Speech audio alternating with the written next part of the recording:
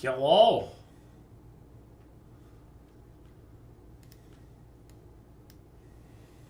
Hello, hello.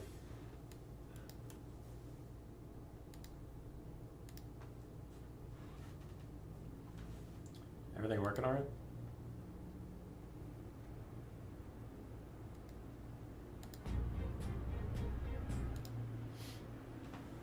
Hello, hello.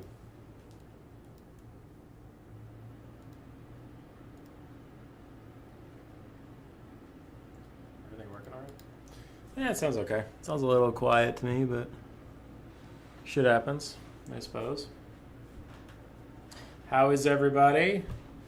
It's been a bit. Hope you had a good Christmas or whatever.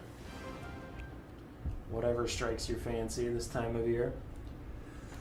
Oh boy. We have a lot of people signed up today.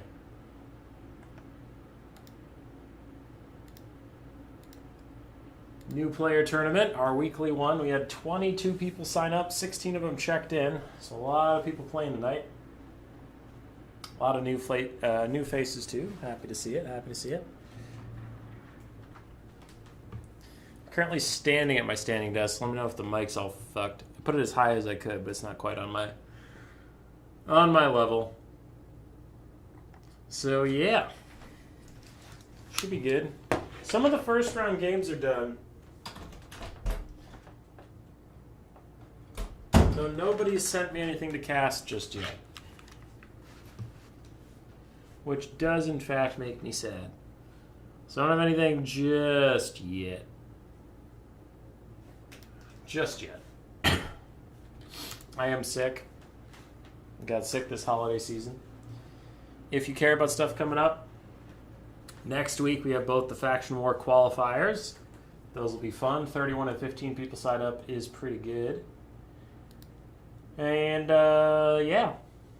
yeah, December is wrapping up. 3 more days to subscribe for the charity subscription matching thingy. You know what it is. Did anybody like that musical intro? Or not really your jam? Cast our games, they were so good. Between me and you? Between me and you? We weren't in this tournament.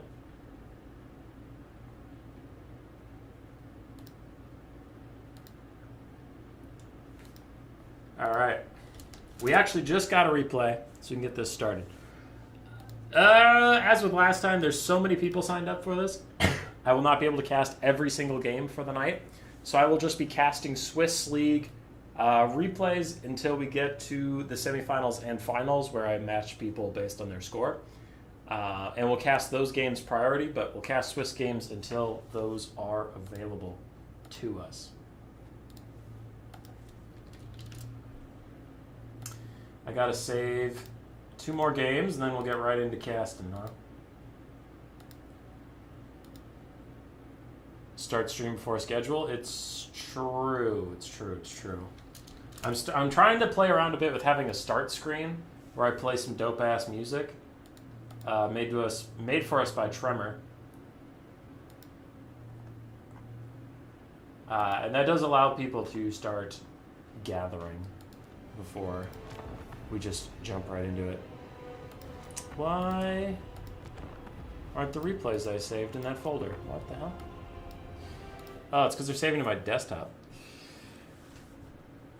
Or are they? Where did Koalas go? It also should have saved to desktop. Well, shucks. Okay. Sorry. I'm a bit rusty on this. It's been a bit. Okay, so I don't lose the autosave, we'll cast Sunman Goon versus Professor Evil. Professor Evil's first stream I ever saw him on was the last new player tournament. And I don't know if I've ever seen Sunman Goon before. So let's just go. What up, James Irk? Norska, someone we're not seeing a bunch of these days, but I feel like Norska's okay. They didn't get nerfed in any way. We just don't see him anymore, which is weird. But Norska's back for Sunman Goon, some armored skinwolves and Throg versus Lizardmen, the new hotness, the new, not top of the top tier factions, but they are new to being in the top 3. But they have some horned ones to make this a little interesting. All right. For Norska, we do have a very fierce mobility core of triple gold chevron Norskan ice wolves, and then 2 armored skin wolves on one flank with 1 on the other, and then the Beasts of Tashnar for a bit more support. Marauder Berserkers and Marauders the Great Weapons are the front line. We have 1 Javelin Thrower, Marauder Hunter. We have Throg the Troll King, Shaman Sorcerer of Metal, Fountain Transmutation, and Searing Doom. And that is that for the Norskins. Now on the other side, the Lizardmen are about to get into a fight, so let's real quick take stock of what they have. 2 horned ones, 2 feral cold ones. Oh my god. Searing Death for Human Boy's lungs, and then Mazda Mundi up on Zlok with some Skink Skirmishers and Source Warriors for support. Mazda does have Net, Apotheosis, and then his bound damage spells. Horn Run's going to get a free charge on the Norskan Ice Wolves, though they really didn't get as much impact damage as I would have suspected, considering their mass difference. I thought they would have crushed those guys on the charge, but it is not to be. And they're now starting to fall back. Though, this is why Norskan Ice Wolves are so popular, is they're slow. Their frostbite that they give when they bite you does slow you down enough for skin wolves to be able to catch you, and that means the Horneds are just going to take free damage while they try and run away. On the other side, we are getting the same exact engagement, but there is Saurus Spears nearby that should help the Horned ones out a lot. Those Saurus Spears will have a field day versus all these things. Frontline fight, Maz the Mundi plus the Feral Coldens ripping through basic Marauders, and Throg might want to be a little careful. All of his power is on the flanks, not here with him, so if he gets isolated out, he can get killed actually pretty quickly. Feral Cold One's still eating up Marauders, as Marauder Berserkers and Skinwolves dive in onto these Skink Skirmishers and such, but Mazda Mundi's Bound Banishment will kill off some of those guys. On the side, the Horned ones are at half HP and about 2/3, so honestly, these guys are doing better than I would have expected unless they've gotten an Apotheosis I wasn't aware of. Some healing to keep them topped off, maybe. Lizardmen are starting to rout, as the Norskan sideline is pushing in here. And Throg dives right in. Berserkers and Marauders of Grey up and still holding on. Flanks were going well for Norska, but the Saurus Spears, like I was mentioning earlier, when they get to stand and fight versus all these dogs, they're happy as can be. The dogs are paying for all that speed. They're not paying for staying power, and the Saurus are 100% staying power. They'll beat the shit out of them. Norska's losing that flank. The other flank seems to be going their way, and the center is still hotly contested. Maz is getting pincushioned a little bit by some javelins, but he charges straight into them. Going to take some of those guys out with a nice old Ed butt. And the Brutes of the Hound have taken a ton of damage since we last checked in. Now they are unbreakable. They're doing just fine, cleaving into these Horned ones, but they have taken a lot of damage for their efforts. And how are we doing here? Bounce power is about dead even. Yeah, approximately, but Final Transmutation Overcast is going to hit all these units. The Horned ones are apparently out of it. Now they're in it, now they're out of it. Things like that. Still good poke onto Mazda. He's gotten down to half HP pretty quick as Throg continues to just wail on him. Norska's pulling ahead on the balance of power. Skinwolves are returning to the fight with a little bit more healing than they left with. Dogs are going to continue to chase stuff down. That's pretty good things going here for Norska. Nice job getting the dogs to chase stuff. Don't let routed stuff come back if you have the mobile advantage. Apotheosis is healing up Mazda Mundi as he tries to get away from Throg, realizing this hasn't been his advantage. He's going to net Throg and leave. Some Skinwolves and dogs maybe going to take the fight to Mazda and make sure he can't keep getting away. The Lizardmen's strength now resides in their Saurus. They still have 3 healthy Saurus on the battlefield, and Norska does not have that. But Mazda is having a real hard time getting out of these Skinwolves. Gives himself double leadership buffs and still is down to 2 leadership, so that really indicates how close he was to breaking. But he is going to push his way out of those wolves. His giant dinosaur is a bit more massive than those guys. And Saurus get hit with the Searing Doom, but the massive HP pools keep them just fine. Mazda's still trying to get out of here as Saurus path their way back in to offer him a little bit of support. Apotheosis is going to heal him up for now. In the backfield, we have a rather healthy Horned one chasing down a Marauder with great weapons. That is not a useful... that is not a good use of its time. It needs to come back here and save Mazda. Fight some dogs or fight some Skinwolves or something, not just chase random ass Marauders. But I imagine the Lizardman's focus is right about here, so maybe it's not even on their screen, as now they get caught up in some dogs. I think the dogs got the charge up there, so it wasn't exactly an advantage.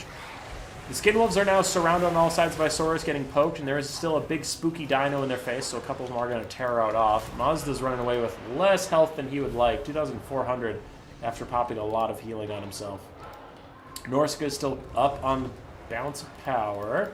We do have some Horned Ones fighting to the end. Only 230 HP left on them. They'll probably get killed off or shattered by these Skinwolves right here, so they won't be a problem for very much longer. Another Searing Doom is going to hit a bunch of Saurus, but what do Norska have to kill all these Saurus? Throg doesn't want to do it. Skinwolves don't really want to do it. There's no infantry left. There's no ranged left. If Mazda can stay alive and weave through his Saurus, that's probably his best way of winning this game. Those leadership dips negative. Back to positive for a second. He's trying to wiggle through here and not really rout, because if he routs, the Skinwolves can walk him off. And the Horned Ones have rejoined us. Looks like they beat up the dogs and then managed to get back into the fray. The bounce power is still, well, not so bad, but bad for the Lizards. I'm looking around as if I missed something, but there we go. Shaman is circle beaten by some Saurus and killed outright. Bounce power shifts in the favor of the Lizardmen a little bit. Skinwolves are routing off. And is it really just Throg? Throg's full HP bar is all that this bounce power is relying on, but like there's like 2 or 3 Saurus here. There's gotta be something else. I guess not. I guess that is just Throg. Throg is now T-posing. Oh, he got netted. Okay, that makes a lot more sense. I was like, why did you stop moving Throg? You can't do that. Keep moving Throg. He's stuck fighting Saurus. Like I said, this is not what he wants to be doing with his time at all, but there's not much choice he's really going to get. The last Horned One is fighting one of the remaining Skinwolves and Dog combos, but Lizardmen are creeping back in the bounce power every second this battle goes on, and Maz is even going to heal up, making that even worse for Norska. Norska will re-secure their mobility advantage. They still have some Skinwolves who can regenerate if they are given time, but Throg is running out of time. He's at half HP. Even while regenerating, he's getting whittled down by the Saurus. Fully surrounded, he does rout, and then everything's routing away from Mazda. Now the bounce of power is entirely hinging on a Norscan Ice Wolf and this one Skin Wolf. Everything else is routing. Hi, Coops. Mazda chucks out another net for Throg to get him back into the Saurus Spears so he can continue taking damage, and that bounce of power can keep getting worse. We'll fast forward. We'll see if Norska can do anything to rally him, but it looks a bit doomed for my judgment. I don't know. It feels like the bounce power is being overly critical of the Lizardmen, where there should have been army losses a bit ago. Throg and an armored Skinwolf are actually going to come back and fight it out a little bit, I guess. They do have some regeneration. All these Skinwolves have regeneration. But there's 2, like, above half HP Saurus Spears. I don't know how that's going to possibly work. Throg vomits on some of them, charges into the others, tries to rout him off. Armored Skinwolves are going to have to help him out, though, and he's surrounded once again by Spears, getting absolutely massacred at the moment. And that's that. Those Saurus Spears just doing way too much work on his little troll body.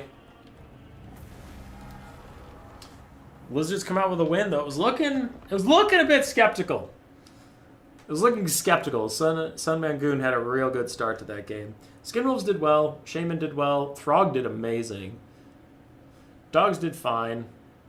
The Marauder Berserkers, Marauder Javelins, and basic frontline Marauders also actually did okay. So value across the board is actually pretty good for Norska. It's just the amount of healing on the Lizardman roster that got him through that, apparently. Okay, well, no. They didn't heal the Saurus Spears at all. It's just they got a lot of free value onto Mazda, but then couldn't finish him, and he healed himself up, but... It's not like they heal capped the Saurus. They literally healed one thing all game. It was Mazda. But look at those. Dude, look at those Saurus values. I was telling you. They're going to be a problem in the late game. None of you believe me, but their values are insane. They're insane. Love it. You'll love to see it. Alright. I'll delete the autosave so I know I already cast that. And then I have a bunch of messages. Why do I...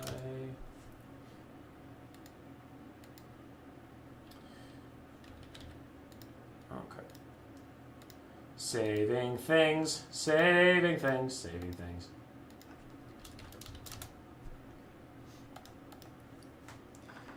Man, you should have brought a Feral Mammoth best Norscan unit. No. No. Yeah, I know you're being silly, but still. Alright, game 2 is Frea versus Zarkas. Another Lizardman game, but this time they are facing the Men of the Empire. Guns, faith, steel, more faith, more guns, little less steel. More guns. And there's some spicy units in here. Got the Black Lions. Got an Empire captain for whatever reason. And an awful lot of skirmish cav. Alrighty. For the Empire, we do have 2 Pistoliers, 2 Outriders with grenade launchers, I thought I saw. No, 2 Outriders regular, and then 1 Outrider with grenade launchers. The Black Lions, the Sunmaker, a metric shit ton of state troops all around the Sunmaker, and then an Empire captain. He is on foot with Hold the Line, plus melee defense and leadership. Baltzar Gelt in the sky with just final transmutation and all the winds of magic regen you can get. The other side for the Lizardmen of Zarkas, 2 Chameleon Stinks, yes. 2 Chameleon Skinks, 2 Cold One Riders, not the feral cold ones, 4 Saurus, 2 with spears, 2 with clubs, some Skink cohorts, a Rev Crystal, a Saurus Scar Veteran on Velociraptor, a Life Slan with Earthblood and Flesh to Stone, and then 2 Salamander Hunting Pack. Alright. Salamander Hunting Packs can get a decent counter shot onto Pistoliers or Outriders or whatever, but they will be quite outranged by the Black Lions, and of course by the Sunmaker. And looking at these 2 builds, it feels like the Lizardmen have like 3,000 less gold than their opponent. It just feels that way. Hellstorm Rocket Battery takes a third, almost half health off of a Skink. There's more of the half health. And here comes the Outriders, but the counterfire from 2 Salamander Hunting Packs is going to be quite devastating, and they'll need to fall back immediately. Dodging most of those shots, good for them, but these other guys are also going to suffer a bit of a fate here. And that is a bit unfortunate. Also, Outriders going to get caught by Cold One Riders. A bit of a rough patch for the Empire here at the start. Salamanders are going to try and get a second volley into the skirmish cab before they realize they need to get away, as the Sunmaker takes out a second Skink. But so far not aiming at the Saurus. It appears like there's a lot going on for the Empire in this early game, and they're just kind of like trying to get their shit together at the moment. The skirmishing has begun on the Cold One Riders. They get shot in the side by Pistoliers. And then the Outriders with grenade launchers are also trying to fire on these guys while they're clumped up. Grenade launchers aren't as good versus Cav as infantry, but I mean, if they're clumped up, it's fine. And Chameleon Skinks got in range of the Black Lions, who didn't notice they're there yet, and Salamander Hunting Packs are counterfiring. That's going to be a lot of damage on the Black Lions. They start to pull away. As long as they keep all 4 models alive, they will be fine. Outriders made it back to their state troops, and now Spearmen and Swordsmen are closing in on the Cold One Riders, while the skirmish cap continue to be annoying. But the Saurus Scar Veteran and the Salamanders are here to bail out the Cold One Riders, doing really good damage to the skirmish cavalry of the Empire. And I'm liking how the Lizardmen are fighting back so far. I honestly didn't think their build really had it in them. As the Sunmaker now fires onto the Saurus Warriors, a bit of side fire onto the Salamanders no one is expecting. The Salamanders do get in range of the Sunmaker, and they'll take it down very quickly. Standing artillery pieces just, in general, hate dealing with anything. What up, Rocket? How you doing, man? So the Salamanders continue to fire at Gelt and some of his skirmish cav compatriots. Cold One Riders getting stuck in with state troops is not working out for them. They do need to back off of that fight. It's just not worth their time. They're not really getting too much done. And state troops are wandering forward with a bit of support from the Black Lions to try and stop these Salamander Hunting Packs before they do real damage. Because the Sunmaker's still at 4 out of 4 models, so it's fully operational. Black Lions are fully operational, but they have taken good damage. State troops will start to peel for them a little bit. Gelt's first final transmutation did tax the Life Slan a little bit, though a bound banishment from that very same Slan takes out the Pistoliers. And a rear charge from Gelt onto the Cold One Riders, just trying to get rid of their leadership, though this is a risky gambit, because Gelt is a very bad melee combatant, so if they turn around and eat him alive, that would be bad. The leadership is faltering. It looks like they'll end up leaving after all. Saurus Scar Veteran continue to chase around Pistoliers and Outriders with grenade launchers, living his best life. And Sunmaker's running low on ammo. Only 3 volleys left, though it has killed off another Saurus. Lizardmen still have 3 Saurus left. Ooh, and the Rev Crystal needs some healing or some support of some kind as the Black Lions are teeing off onto him, trying to eliminate one of the healing sources, but now they're switching onto the Life Slan, also trying to whittle him down as Gelt flies through a proverbial firestorm. Oof. Between the Black Lions and the Outriders, though, that's a lot of damage going on that Life Slan and onto the Rev Crystal. They're just not enjoying it. Sunmaker is once again the target of the Salamanders. A lot of explosions going off in their face, which I'm sure is a little uncomfortable when you're holding rockets in your hand. And the state troops of the Empire continue to peel, still down with the Rev Crystal, even with the damage resistance and the leadership boon, and an Earthblood, trying to keep it alive. It is going to rout. We'll see if it can get safely out of range where it can rally and get some healing in the future. But another overcasted Final Transmutation tickles the Bastildon for just a second, but mostly it is going to hit the Salamanders and the Life Slon himself. The Sunmaker, while under attack by the Salamander Hunting Packs, has still managed to get off most of its ammo. God damn it, Salamander Hunting Packs, you suck and I hate you.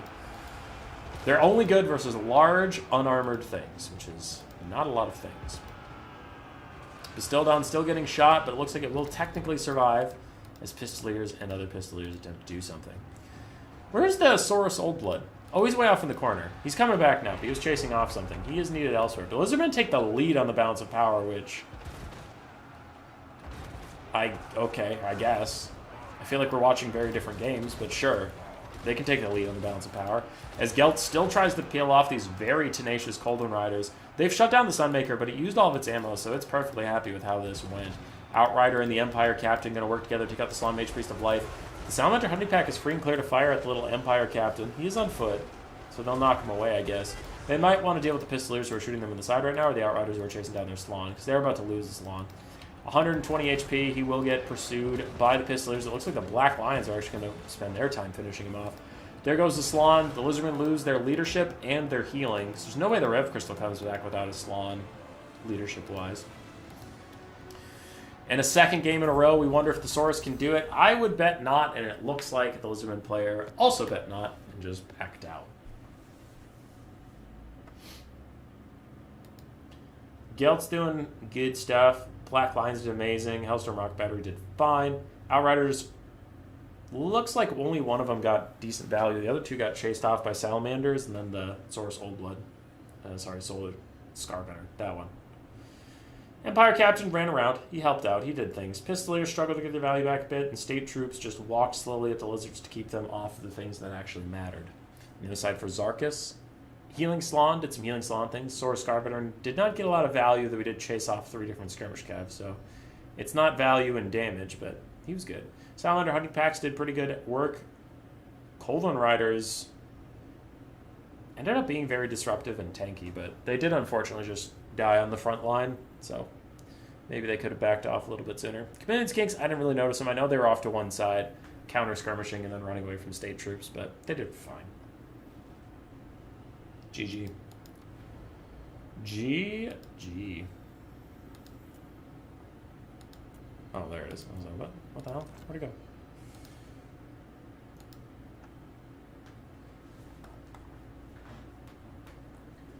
Alright, I'm going to check on the tournament 1 second. Round 1 is done.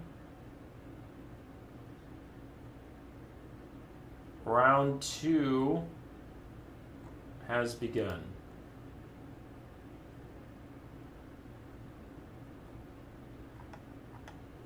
Cool. Making sure everything's going okay. Tomb Kings versus Kislev. Tremor versus Koala. Hey, Little Grom. I, for one, am here for the return of Little Grom. I think he's an interesting unit on the Kislev roster. Tremor bringing a Bone Giant. I wonder how that does live versus Little Grom. I still don't think it's optimal, but I don't know. ODM's more recently took double Bone Giant into my greenskins. It did alright. So maybe there's something there. Okay, so for Koala Duck and his Kislev, we have 4 things in the woods. We have the Bear, Regiment of Renown, Oath Brothers of Tor, with a Patriarch for a bit of healing. Then we have an Ice Witch of Tempest with Hailstorm and Hawks of Niska. And the Leopard Summon.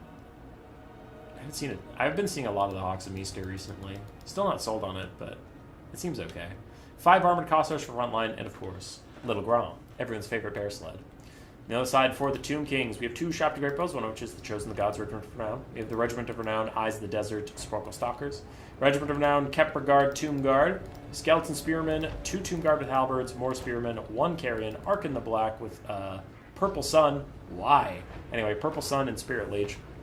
And then a Bone Giant. Purple Sun is just dog shit.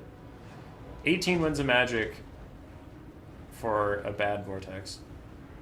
Its stats look okay, but it just doesn't do any damage. I don't know. Maybe this replay will prove me wrong, but I have my feelings.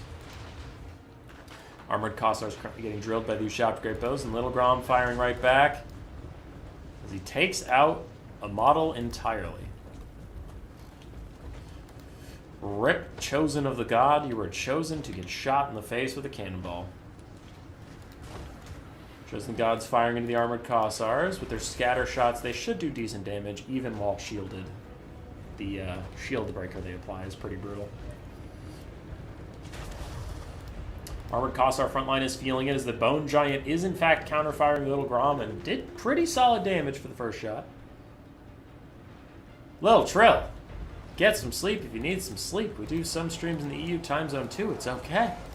It's okay. Carrion gonna go disrupt Little Grom, though I'm actually a little worried that they're gonna get in the way of the Bone Giant, who's currently winning that duel. Maybe just let the Bone Giant cook, back the Carrion off, because the Bone Giant now, yeah, he's getting obstructed, so that's unfortunately a mistake. There we go, the Carrion take off, which is good. It's good that he recognized it.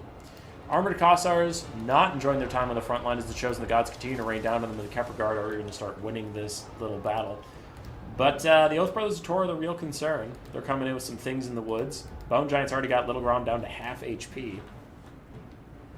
And what will the Tomb Kings do about these guys on their side? It looks like the regular Ushabti is firing at things in the woods now. The Chosen of the Gods continues to fire at Armored Kossars. I don't necessarily hate that, honestly. The bears aren't clustered up enough for the Chosen of the Gods to actually do that much damage to them. So it's fine. Triple gold chevron, triple Grom for life.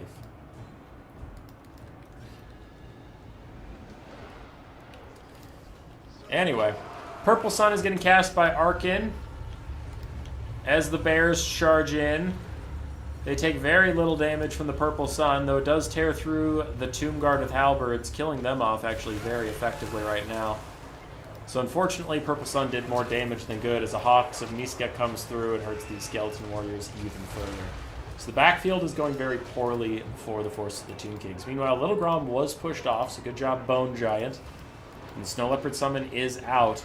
We are about to lose a Tomb Guard, a Skeleton Summon, and the Chosen of the Gods, and the Sparkle Soccer Regiment are down. And so far, all Kislev has suffered is one Things in the Wood got routed on that side. On this side, things are going a little bit better for the Tomb Kings. We're losing half health off from Ushabti Great Bow, but two Things in the Woods were sacrificed for it. Little Grom is still firing in it as best he can, getting good shots.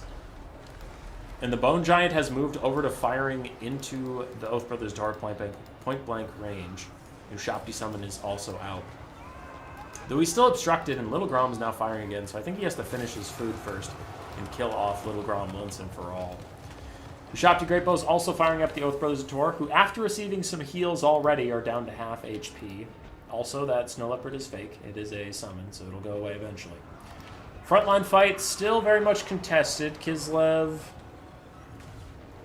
down overall about 2 Armored Kossars, still 3 left if you average out all the health bars. And the Bone Giant smokes the Ice Witch, plus a Spirit Leech and Arkin are trying to fight her right now. Oath Brothers of Tor taking a lot of damage too, as they walk into some spears trying to catch up to these 8 Ushabti Great Bows who are still getting poked down by Little Grom. The Bone Giant's been doing amazing damage this game to whatever he shoots at, but he needs to focus up. He needs to either focus just like finish the Witch, or finish Little Grom, or finish the Oath Brothers, but this piecemeal, a little bit of everything, is starting to really hurt the Tomb Kings in this game. Tomb Kings are ahead overall, though. They've picked enough good engagements, they've gotten enough good damage that they are chilling. Oath Brothers of Tor still trying to heal up. The Patriarch was trying to rejoin him and the Ice Witch, which looks like he's going to probably throw down a heal pretty soon. The Ushabti Summon will go away, so this will look a little better for Kislev in a second. Oath Brothers of Tor trying to help the Armored Kossars get through the front line. And Little Grom still firing away, is whittling down those Ushabti with all that ammunition they have. Armored Kossars, healthy enough on the side, should be rejoining the melee soon. It looks like they're just getting off some pistol shots for free while they still can. And Kislev is coming back on this balance of power as the Oath Brothers of Tor get attack orders onto those Ushabti. Armored Kossars freed up because of that little frontline charge, now firing their pistols over here too. Everybody's just trying to kill the Ushabti Great Bows, finish them off. And Little Grom continues to fire in. He's almost got all of his value off, which is all you really need out of him, and then who cares if he's low HP. But the Ice Witch taking a lot of damage. Her Buyer Blood passive is popped. as the Spirit Leech chases her down. The Bone Giant's still trying to fire in at something, but now he's aiming at the Ice Witch, and he can finish her off if he fires that shot. She only has 400 HP. He has enough weapon strength to do it. But now Arkin is isolated and surrounded. He does chuck out a very well-timed Skeleton Summon. That is perfect. That is just what he needed. Though a Hailstorm cast from the Ice Witch does harass some of these guys on their way in. But without that Skeleton Summon, Arkin actually would have died there. Bone Giant's still trying to find something to shoot at, and he does fire at the Oath Brothers of Tor, who are routing. The Ice Witch is routing, and Little Grom is firing away at... Oh, that was a really nice side shot down the Kepler Guard. Did you see that? Your health bar got chunked out. I have a bunch of messages. Why? Okay, they're just replays. I can wait. Oath Brothers routing off. Only 3 models left for them. Patriarch's fighting away with some things in the woods. And Little Grom continues to shoot the Kepler Guard, doing really, really nice damage to them.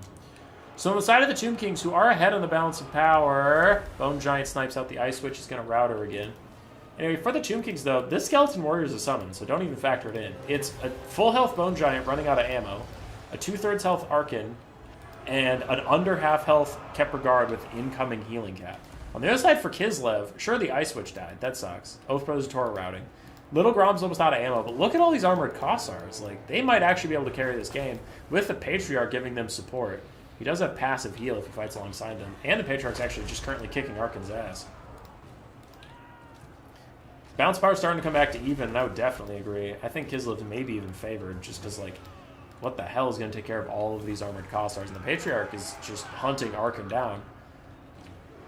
Bone Giant goes into guard mode and starts firing at armored Kossars, but he probably has to focus down the Patriarch and save Arkin. Because maybe Arkin with some Purple Suns or Skeleton Summons in the late game could help out. Maybe, but Little Grom's still firing. So yeah. The Tomb Kings player overall played really well. I liked how he kept his ranged units safe. I liked his build. There was a lot of good stuff there. He did, unfortunately, just completely split his fire over the course of the whole game and never really focused stuff down. Like, Little Grom got completely annihilated at the start and then forgotten, and now he has 2,100 value from firing this whole time, and that's just like... That's just not gonna... That's not kosher. That can't be allowed to happen.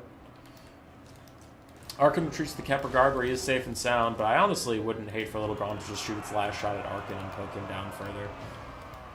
Bone Giant getting harassed by the things in the woods is having a tough time getting anywhere to shoot. Patriarch's heal cap is encroaching. Arkin does still have 2 Skeleton Summons, and he chucks 1 on top of the Bone Giant and then a little Spirit Leech on the Patriarch. If you can get that going for him, that's good. His speed is 68, the Patriarch's is 75, but Arkin jukes him quite nicely to try and get back into his Skeleton boys. Little Grom's trying to fire his last shot, though he has been obstructed. So Little Grom's going to quickly become useless. If the Patriarch can get sniped out, then maybe the Kepler Guard and Arkin and a Bone Giant can grind it. Bone Giant's still scary. He's a big terror piece. Arkin's ducking and weaving. Nice job there. As he just tries to stay away from the Patriarch. More armored Kossars are routing. Kepler Guard continuing to grind, continuing to heal. Little Grom still aiming that last shot. Always aiming it. Patriarch decides to fight the Bone Giant, though the Bone Giant is happy to take that battle. With 38 melee attack, he actually hits the Patriarch twice and the Patriarch fucks off. Pursued by a Spirit Leech.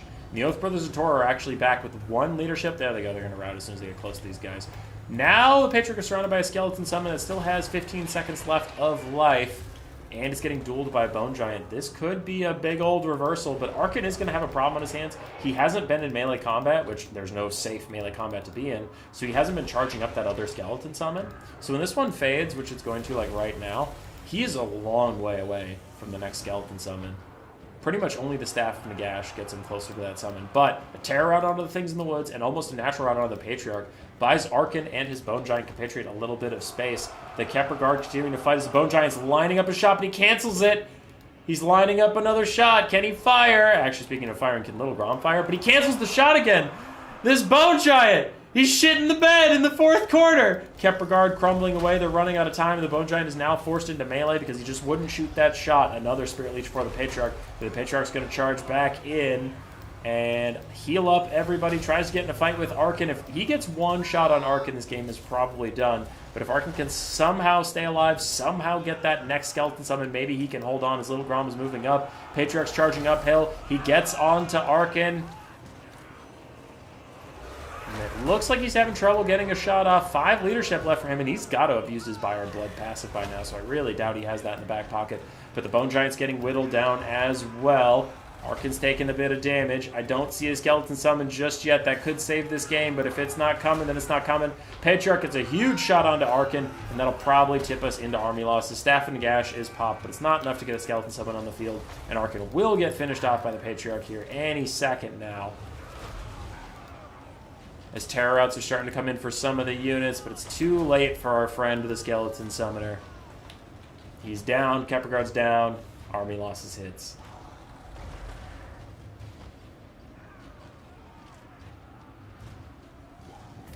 Not sure if using the entire map for my game 1 was in the rules. I think we watched your game, Freaka. It looked fine. Or we're about to, and then I'll see. Patriarch, Little Grom did amazing. Oath Brothers Tor did fine, considering their, cost. Things in the Woods did overall well, and Armored Kossars really stuck with the fight and helped out in the late game. Good job, Armored Kossars. For Tremor, in a very, very good game. Arkin got amazing, amazing value. Bone Giant did fantastically. Ushopti and Stalkers struggled a little bit. Tomb Guard all did well, all variants of Tomb Guard. And the Skeleton Spearmen, they blocked. It's what you want from them. Alright. Sorry if I'm a little under the weather here. Yeah, then we already cast your game, Freaka, and I didn't notice any rule break issues at all. Okay, I have a bunch of messages. Let me save some stuff here.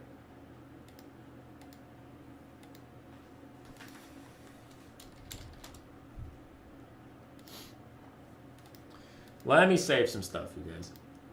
It's all calm down. Koala.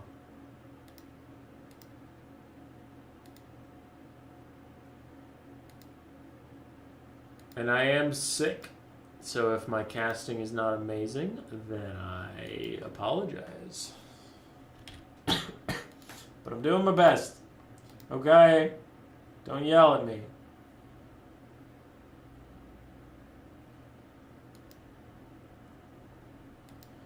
Who the hell is Mel?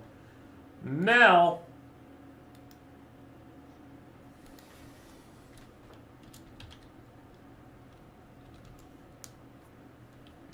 Alright, 1 second. I gotta check something here. Replay.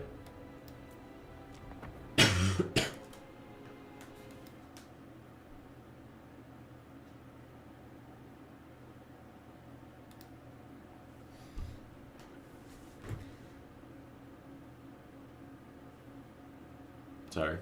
There might be a rules thing in this one, so I just want to check on it while it's fresh in my mind.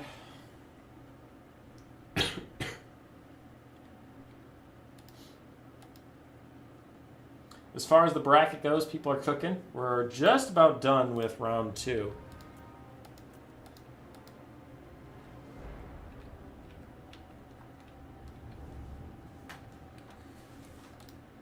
I was told to watch for the white line in this one.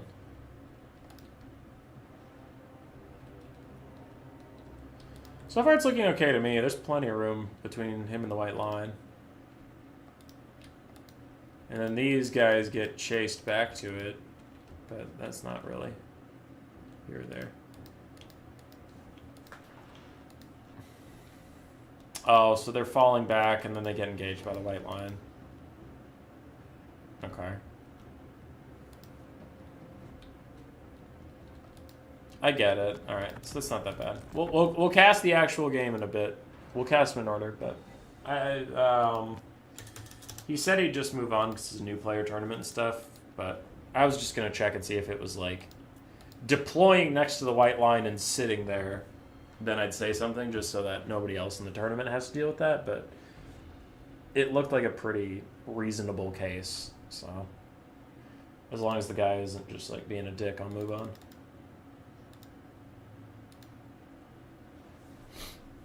Next game is Tat Pat versus Dr. Antoyevich, which is Dr. Nerd. I'm going back to sitting on my desk. Well, not on my desk. My desk is going to go back to sitting, though. I stood for half an hour, which was my goal. Okay, what do we have here? What's going on? What's happening? We have 2 great cannons for the Empire. 1 Knight of the Blazing Sun, a front line of flagellants, and then halberds and handgunners backing him up, with Volkmar the Grim in the front line and no caster for the Empire. Your streams are always great. In fact, they're sick. Ha! I see what you did there. On the other side for Grand Cathay, we have a bunch of Jade Warriors and Peasant Longspears in the front line. We do have 2 Crane Gunners, a Jade Warrior crossbow with shields, firing rockets, some Jade Lancers, 2 Onyx Crowmen, and Yanbo, the Jade Dragon. Crane Gunners firing away at Volkmar the Grim, trying to get him nice and low so that Yembo can execute him and just get him out of the way. Though this does allow free time for those cannons up on the hill to fire down this firing rocket, who's already down to half HP. Still 4 out of 4 models, which is honestly a little unusual. Usually, cannons are very good at sniping out models and not so good at killing off the crew. Volkmar's going to have to be careful. He's getting a little too close to Yenbo, considering how low his HP is. I'm worried he's just going to get executed. Flagellant's taking a lot of damage, and the handgunners are safe and sound for now, firing in. Yenbo is moving up. Grand Shield of Faith is up. Maybe 20% damage resist can save him from the wrath of Yembo, though it seems a little unlikely. Onyx Crowmen are disrupting those handgunners. They'll kill them off very, very quickly. I'm kind of surprised we haven't already got the execute on Volkmar. I don't want to miss it. Firing Rocket is pushed off by the things.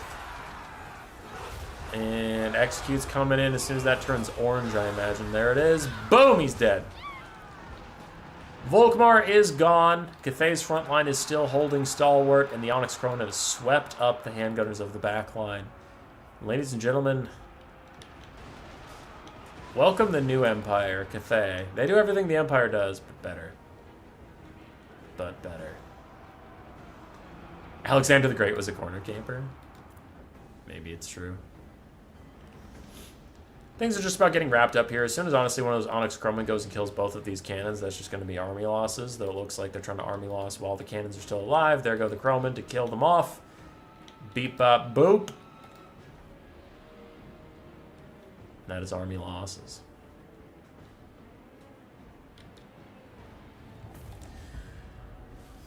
Damn you, Cathay.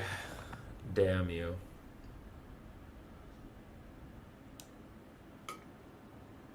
Cannons did well. Nothing else is really going to have any value because the game was short and the front line couldn't get through the enemy front line. Fire and Rocket did okay. Crane Gunners both did well. Onyx Crowmen did well, as they always do. So, GG. GG. Alright, Mossi versus Blags. Warriors of Chaos and Zinch.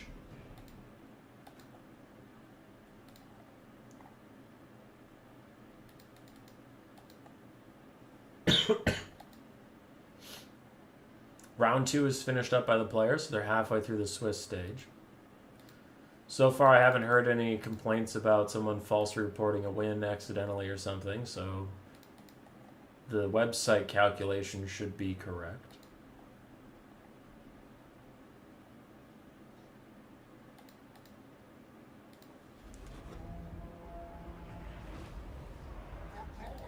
And here we go. Warriors of Chaos of Blags. You have some Chaos Knights, some Martyr Horsemen with throwing axes. Looks like a 1 on each flank. You have the Weird Spawn, Chaos Spawn Regiment of Renown, Chaos Warriors, then Chaos Warriors of Slanesh with Hell Scourges throughout the front line. And Archaon, the Ever-Chosen with Spirit Legion, Searing Doom. That is a very heavy metal front line of all Chaos Warriors. On the other side for Zinch, Kairos is banned in this tournament, as he is for most of my things, just because I don't find him fun or interesting. We have the Exalted Lord of Change of Metal with Plague of Rust, Final Transmutation, and his Summon. Some Zongors for a front line. 2 Martyr Horsemen of Zinch, 2 Screamers, more Marauder Spearmen, a Chaos Warrior with Halberds, some Pink and Blue Horrors, and then some more Chaos Warriors with Halberd. 1 spawn of Zinch. This Zongor is a little ahead of the pack. I am not sure why he's this far out. Looks like he's trying to retreat now, but he's getting run over by Chaos Knights. Are mirror matchups allowed? Hell yeah. Nice little Searing Doom from Archaon, gets through the shields of the Marauder Horsemen of Zinch and then does pretty good damage to them as the Zongors continue to try and get away from Chaos Knights. The blue and pink horrors are just now getting in range of the Chaos Warrior front line, but silver shields are a hell of a drug. As I only play Total Warhammer 3 against my friend, I hate it when he plays Cathay. Dude, Cathay is brutal. Cathay is brutal and just, like, really unfun. I still have yet to fight a Cathay build that I'm like, oh, that was fun and a good time. It's just like, oh, cool, you have more stats than me and you're boxing. That's exciting. To be fair, that last Cathay build wasn't a box, but it's still just like, damn you and your superior stats. Alright, Final Transmutation on 2 grouped up Chaos Warriors is going to get a decent little bit of damage while Pink Horrors still trying to fire in. But these Chaos Warriors are just having none of it. They're taking no damage from this ongoing Rainbow Assault.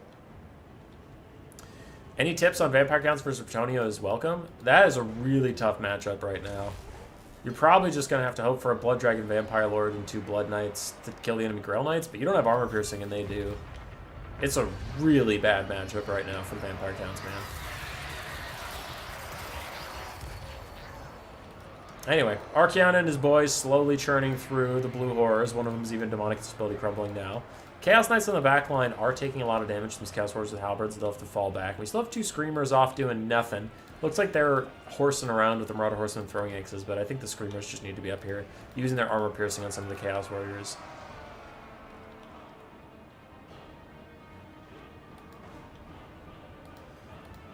Always ban Brett at the moment? Nah.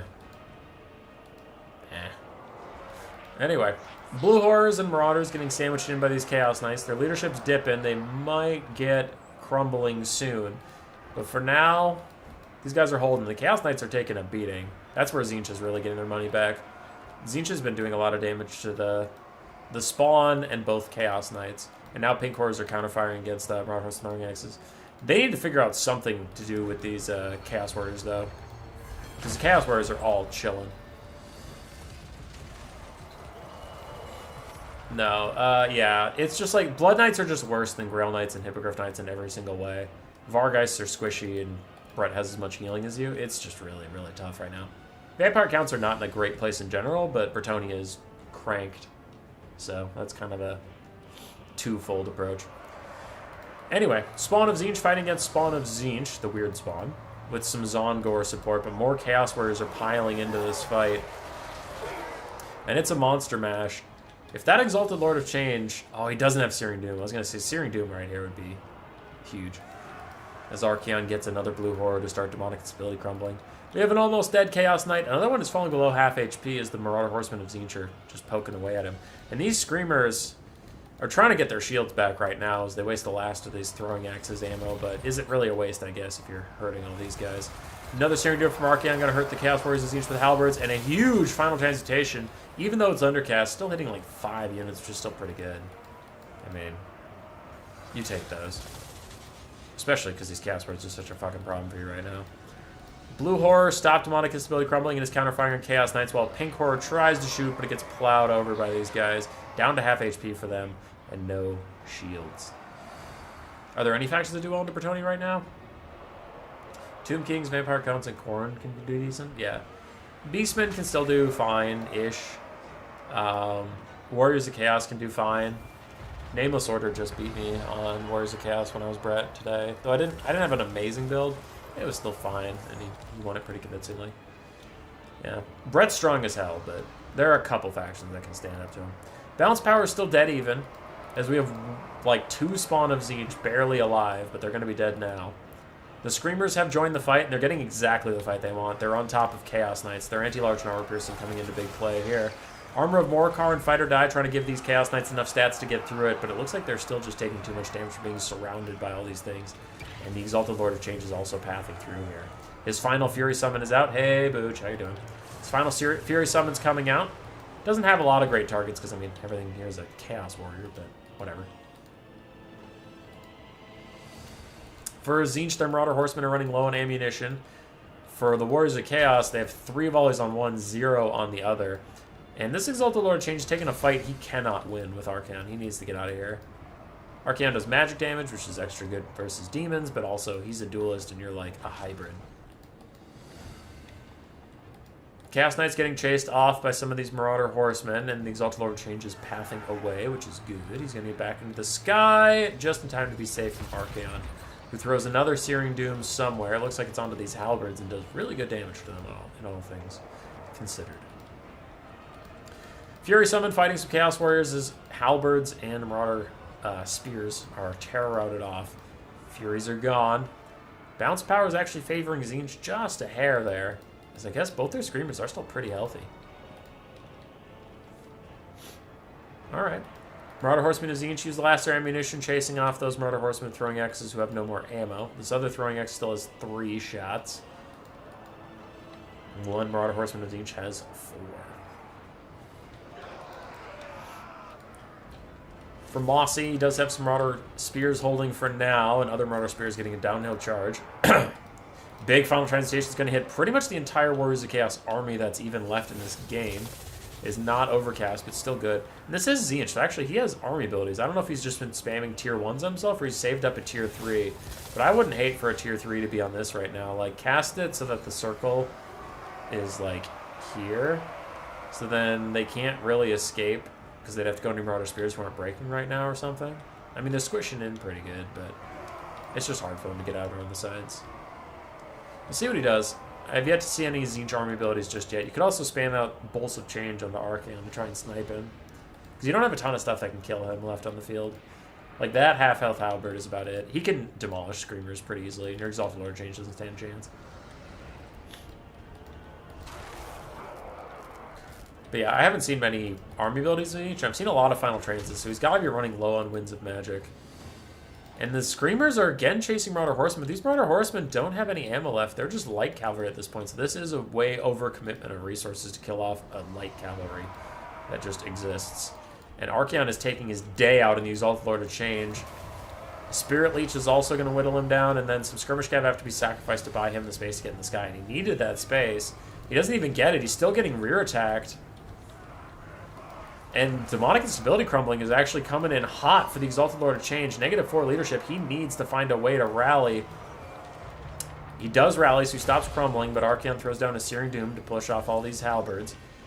Whatever's going on over here is potentially game losing, as 3 units are all chasing a Skirmish Cav that has ceased to matter.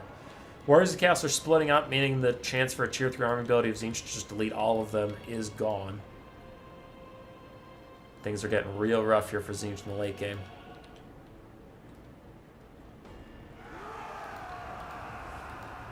Another Spirit Leech pokes down the Lord of Change, then he starts Demonic Instability Crumbling, and that will be the end of him.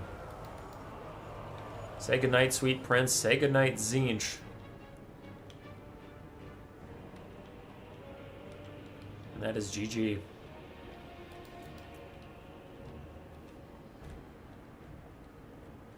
Screamer's going to come rejoin the fight now. They did finally catch those Marauder Horsemen, but they just don't have the leadership. Because these Screamers are going to land on Archaon and then instantly Demonic Instability Crumble. Warriors of Chaos are grouping up. Maybe there's still a tier 3 army ability of Tzeentch. You don't need to have your Lord alive to cast it. That's probably the last hope here. And even that's a stretch for Tzeentch to win it. Because I don't know what kills Archaon, but like maybe you could kill the whole army. Maybe. Spirit Leech whittling down the Screamers. Warriors of Chaos have all clumped up again, which is great for that army ability that I don't... Oh, there it is! It's cast now, but is it too late? As the army ability might kill off that Screamer and Friendly Fire and these guys, and then that might just trigger army losses, even as you're doing insane damage to the enemy. There's the army losses. It's just too little too late. GG. It was a good tier 3 army ability. It was just not on time.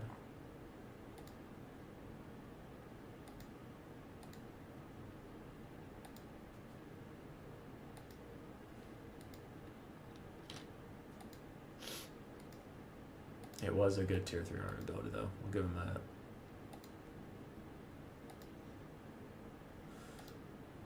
I said hi to Booj when he joined. I think he was frowning because Tzeentch lost. He loves Tzeentch. Archaon getting 3,800 value. Like he's born to. For Mossi, his Lord did fine.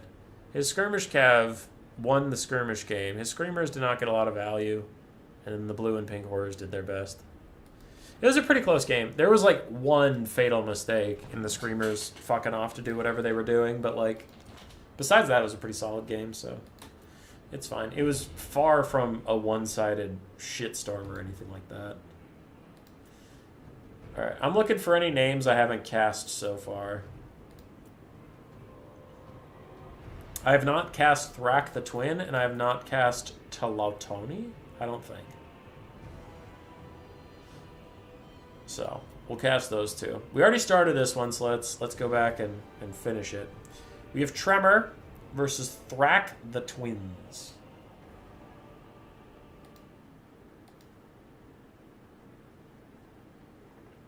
As for the actual Swiss stage tournament thing, we are halfway done with round 3 out of 4.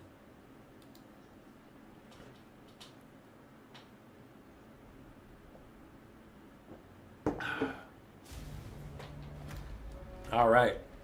Bretonnia versus Dark Elves. For Bretonnia, we have 4 Knights Errant, going with a very cheap back Knight line, and then 2 Grail Knights with the Fey Enchantress with Regrowth and Earthblood. 6 Archers, and then a front line of Men-at-Arms. I like it. Lots of new faces in this tournament. We welcome them all. On the other side for the Dark Elves, we have 2 Dark Rider Peter Crossbows, a Spirit Leech, and Purple Sun Caster. Malice Darkblade on foot. Foot Malice. 4 Dark Shards, no shields, which means Peasant Bowmen will actually trade pretty well into them. Dread Spears, Blackguard Corsairs, and then double Blood Rack Medusa. One of my favorite things that got buffed in not even a major patch. It was like in a small bug fix patch, but they got pretty sizable buffs, and they're a very healthy unit now. They're exciting, but like fragile. They're not OP by any margin. From this position, I think Bretonnia should be fine just leaving the 2 Dark Rider Peter Crossbows in their backline and like just doing what they're doing now and getting over here. Keep like 1 or 2 Knights Errant in the backline just to countercharge the Dark Riders if they come in to go into melee with your Peasant Bowman, but otherwise you're fine with that. Because what I mean by that is you don't want like these Grail Knights chasing those guys around or wasting their time. Grail Knights trying to charge the Dark Shards, but they end up in Dread Spears, so it just ends up in this really awkward not charge, because that wasn't attack orders on the Dread Spears. They were trying to move through them. So that's why that looked that weird. That wasn't a bug. That was just, like, an awkward position. Archers are now firing under the Hellebroni, which is a good target. They're silver shielded, but only 40 armor. Malice is now attacking the Grail Knights, who are very much saturated into spears, and this is a bad time. Demon's Curse plus their own Lance Formation brings them down to 2 melee defense, and the Dread Spears they're all going to hit. Dread Spears are not going to miss at all. Hellebroni getting deleted off the face of the earth by these Peasant Bowmen, but a Purple Sun cast in the backline does kill off one of the Peasant Bowmen, and starts to come back for another, but it is not going to work. And 2 Knights Errant are actually chasing the Dark Rider Peter Crossbows. I don't hate that. That's fine. First regrowth of the game is out for these Grail Knights that have taken so much damage, but they've only lost 10 models, so they can still be saved. They're trying to get away now. Maybe they can fight the Bloodrack Medusas, but they don't want to fight them and get shot by all 4 of these Dark Shards. Bretonnia's front line and Archers are moving up. They're getting good value, but I worry the Grail Knights are overextended. I want these Grail Knights to just back off. Just back off for now. You're winning elsewhere. The Dark Rider Peter Crossbows are not being microed perfectly, and that means they are getting caught by these Knights Errant, so that's a great trade for you. And your Archers are doing the Lord's work, so the Grail Knights just need to get away from here. Why have I seen Purple Sun twice in this? I don't know. Like, maybe the same player took him, honestly.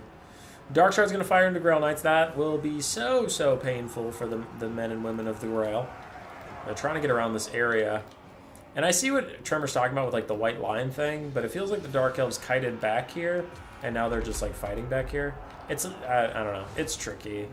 If it was actually, like, a rule break and people were worried about it, I would look at this more closely, but I don't know. It seems fine. Like, they ended up here pretty naturally. They're just falling back from the Archers. They're getting pushed over here.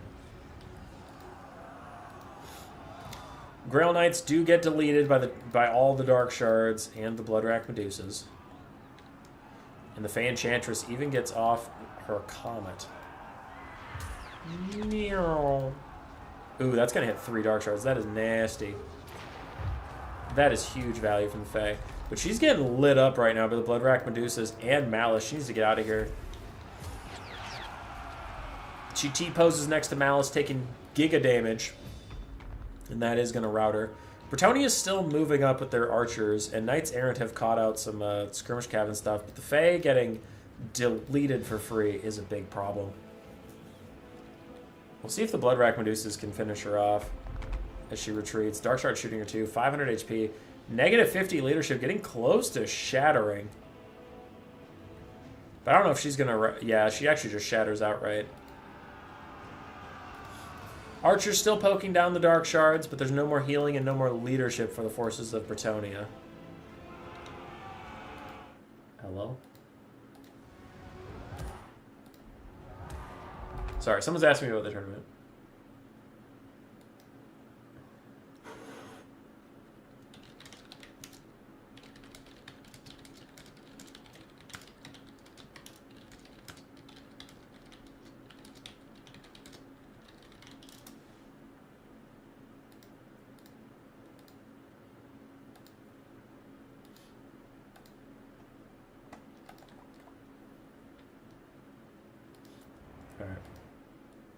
Sorry.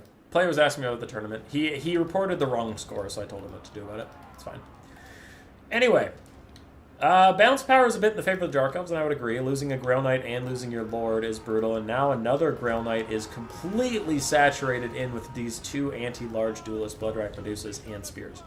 But hope is not yet lost for Bretonnia, as the Dark Elves ain't looking so pretty either.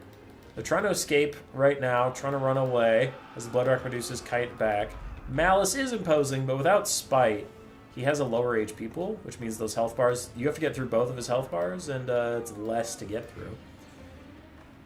And he's also got less agency when he's not on Spite. Archer's trying to shoot at him for now. We still have plenty of Knights Errant. All four of them are full HP, and they got another Dark Rider Peter Crossbow catch. So yeah. Losing the phase brutal. I'm not going to sugarcoat that, but it's not all been one-sided. Bit of Benny Hill music, so I'll fast forward real quick while Grail Knights try and go burr through some Dark Shards. They actually just route, and we'll go straight off the map as the Knights Errant block this guy in. That's a lot of Peasant Archers for Brett. It is. It is. The Dark Elves are just, like, backed into a corner here. They're getting herded by these guys. So I don't know if it's white line camping more as, like, just being pushed into it. Because they didn't start next to the white line. Now they've just been falling back. And it doesn't seem like it's going to their advantage because they're the ones that are going to be routing off the white line here in a second. More Knights Errant streaming in. Good surround, good collapse in on these Dark Shards. The front line needs to keep moving over here. And it looks like some archers are trying to shoot at the Sorceress of Death and get a little bit of poke onto her, but a Purple Sun is going to catch a couple as it goes through them. Takes about 2/3 HP off of one, is trying to chase down the other.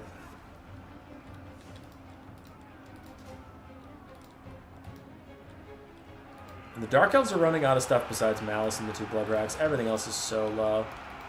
How are we doing on Knights Errant count? Half health, full health. Looks like the fourth one is dead. Blood Arcaduceus fire up the line of these guys, getting them down to half HP, and they don't cause terror? They do cause terror. Okay, that could be a problem if they tear out stuff off the map in the corner. They'll have to be careful of that.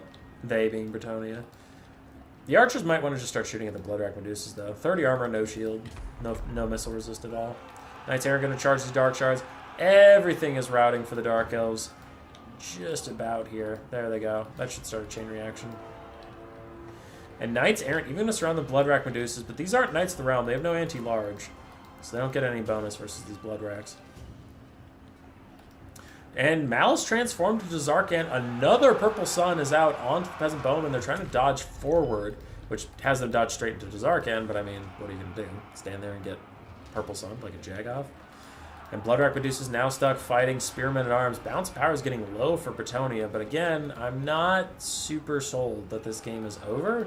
I need the bounce power to just chill out for a second. As the Bloodrack Medusa drills down these Knights Errant, and they're going to tear her out right next to the edge of the map.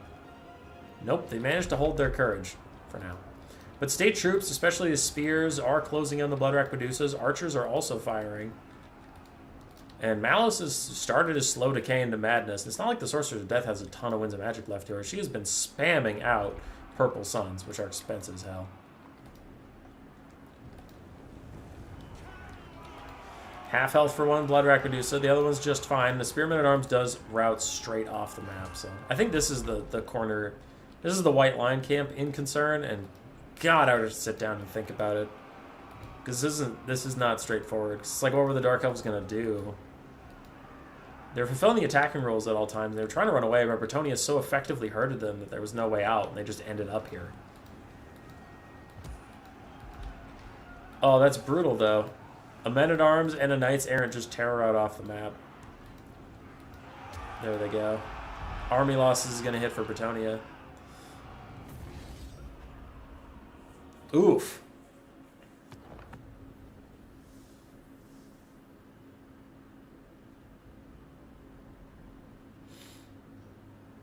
Damn. It was a cool build from the Dark Elves. And they played it well. It's just a shame they were so close to the white line to even have any speculation about it. But they're playing it real good. So, yeah. Damn. Okay. Excuse me.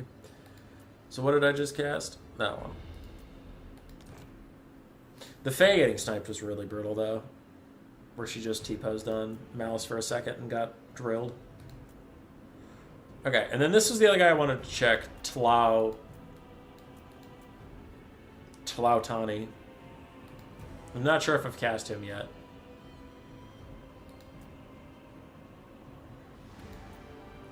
We have two Tlautani games. We'll cast this one because it says to Henowin. God bless it to Henowin.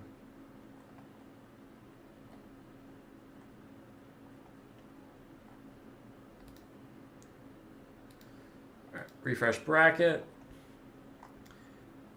We are in the final round now. It looks like players are just starting it.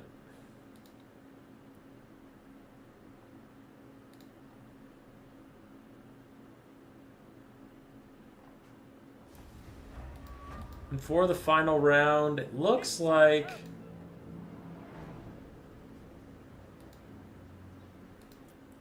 the only hopes for a perfect run are Mel, Farika. Yeah, Farika's still on the perfect run. And Dr. Nerd.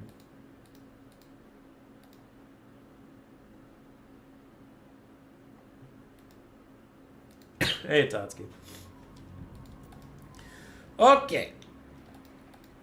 For Frika versus Tlau something. I don't know his name very well. We have Empire and Lizardmen. It is a front line of a lot. Just a lot. There's Skinks, but there's also some Saurus mixed in. Saurus Warriors and Saurus Warriors with Spears. Some Skink Cohorts with Javelins at the back. We have Feral Coldwins and Coldwin Riders for 6 Armor-Piercing Cav, 2 Bastillodon Rev Crystals, and Henowin on foot with Whiston's Wild Form and the Amber Spear. How was Xmas at the Rat House? Christmas was real good. Though, like, everyone got sick. My extended family was all sick. I'm sick. Grace was sick. Grace's family was sick. It's fucked. Cold Ones all going to team up with these Empire Knights, and their armor will not help them versus the Velociraptors, who do all have armor piercing. Even the 450 gold Feral Cold Ones have great armor piercing. Though Empire Knights are going to try and get a rear charge on them, they get some decent damage. The Empire is doing massive friendly fire damage against their own boys. I didn't even say what the Empire build was. Whoopsies. We have 3 Empire Knights. We have the Sunmaker. We have a whole bunch of crossbowmen, including the Deathjax Archers. Oh my god. Marcus Wolfhart with his net and all of his abilities, a Bright Wizard, and some Halberdiers. But that Empire front line is looking real thin, Coach, as the Saurus and the Skinks are streaming straight through it. The Crossmen and Deathjacks are firing to try and stay alive, but it's not looking like enough. And the Sunmaker killed off the very small amount of front line the Empire had left in that friendly fire against the Spearmen, which was brutal. Stop doing that, you fuck! Sunmaker killing off more of their own guys. Anyway, Halberdiers and Spearmen still trying to hold the front line. A nasty burning head on 2 Skinks clumped up is going to kill both of them. Another one just turns right around. But the burning head betrays. It gives and it also takes away as it curves into the Spearmen and the Halberdiers. Oh my god. Wow. And it curves back into these Spearmen. Jesus Christ, the Empire can't catch a break here as all their shit is killing their guys. What the hell? Sunmaker's trying to turn and fire at that blob fight over here while all of these archers get pushed off. Henneman is here to push people through, and Zaras just trying to stop. But Halberdiers will do their best to hold the line. Hold the line, save the people, save everybody. The Sunmaker is firing into the woods. How many rockets even get through the trees? That is literally none. Ah, a couple got through there. But the trees saving the Lizardmen once again. Balance of Power is on some drugs, dude. This looks like a total rout from the Empire. And it's like, nah, it's close to 50-50. It is not. It's not 50-50. What game are you watching? I'm watching this one. Sunmaker continues to try and get through the trees. It's trying its best, but it can't. There's too many trees. Welcome to Astalia, gentlemen. It's all trees.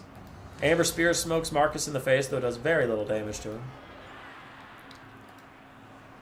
South side of the fight is a complete rout on the side of the Empire as the Lizardmen push through there. The center is going increasingly in the favor of the Lizardmen as well, and the top side is going in the favor of the Lizardmen. The only strength of the Empire is in the Sunmaker's ammunition, which is desperately trying to make it count. But those goddamn trees make it so hard. Zach Peterson. I love this stream. I'm glad you love this stream. Hi. Hi, it's good to have you. I hope it was something I did and not just coincidence. The Empire is toast now. Bounce Power finally starts to recognize what we all saw from the moment the Sunmaker deleted a unit of its own spears. This was doomed, though Marcus Wolfhard is doing his best to kill Tehenowin in the process and deny Sotek his cult, but he won't do so. And army losses. Oh my god. This is it. I'm done. I'm dying. Ugh. Army losses just ends it. Please make Carnos and Feral Dinos good again. I can do that. I can do that. Pretty quick game, so not a lot of real insane values to go through. As the Empire got dicked by a curving burning head, and then there's Sunmaker. Okay, make Feral Dinos good again. I can do that.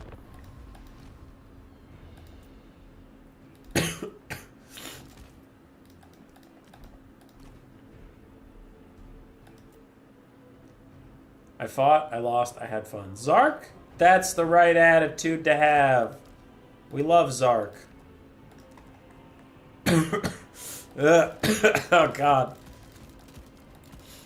I'm dying. I'm gonna go grab something to drink. This is for Fernie. Fernie wanted feral dinosaurs to be good.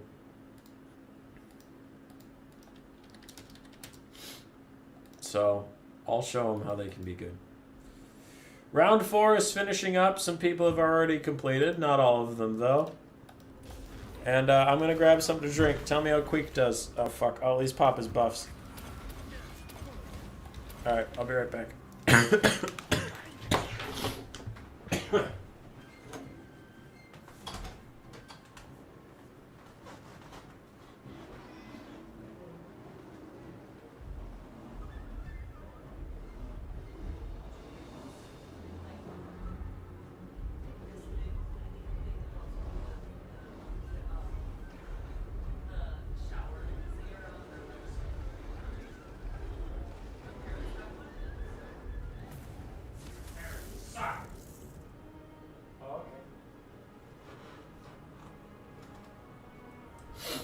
Oh no, what the hell? He lost? Who let this happen? Okay. We got our drink. He didn't even take damage. He just routed.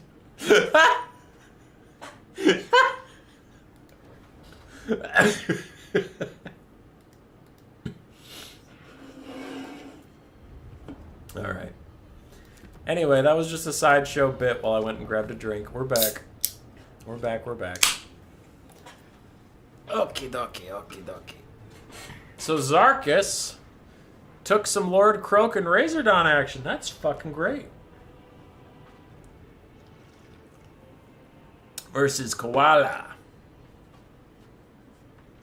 And a Saurus Old Blood. What a Chad. What a Chad. On the other screen, I'm keeping an eye on the tournament because round 4 is getting...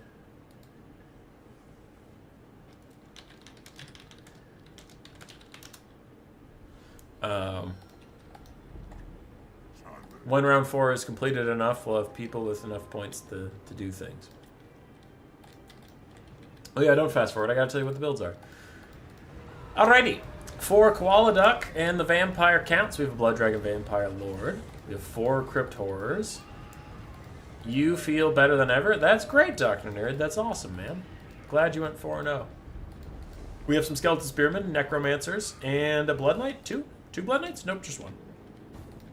On the other side, for Zark, do have some Feral Cold Ones, 1 Rev Crystal for a little bit of healing, 2 Razor Dawn hunting packs, 4 Saurus Spears, Lord Croak with pizzas to deliver, and then a Saurus Old Blood with Stand Your Ground and Horn of Kygor to give Saurus a whole bunch of AoE buffs. Nice. And then 2 Croc scores. Cool. Cool, cool, cool. Like that a lot. And there's a Mortis Engine. I missed that. Zark, you hope you didn't do too bad. We've cast one of your games already, though I honestly don't remember it. I'm sorry. There's been a lot of games already. So I'll pay better attention to this one. Anyway.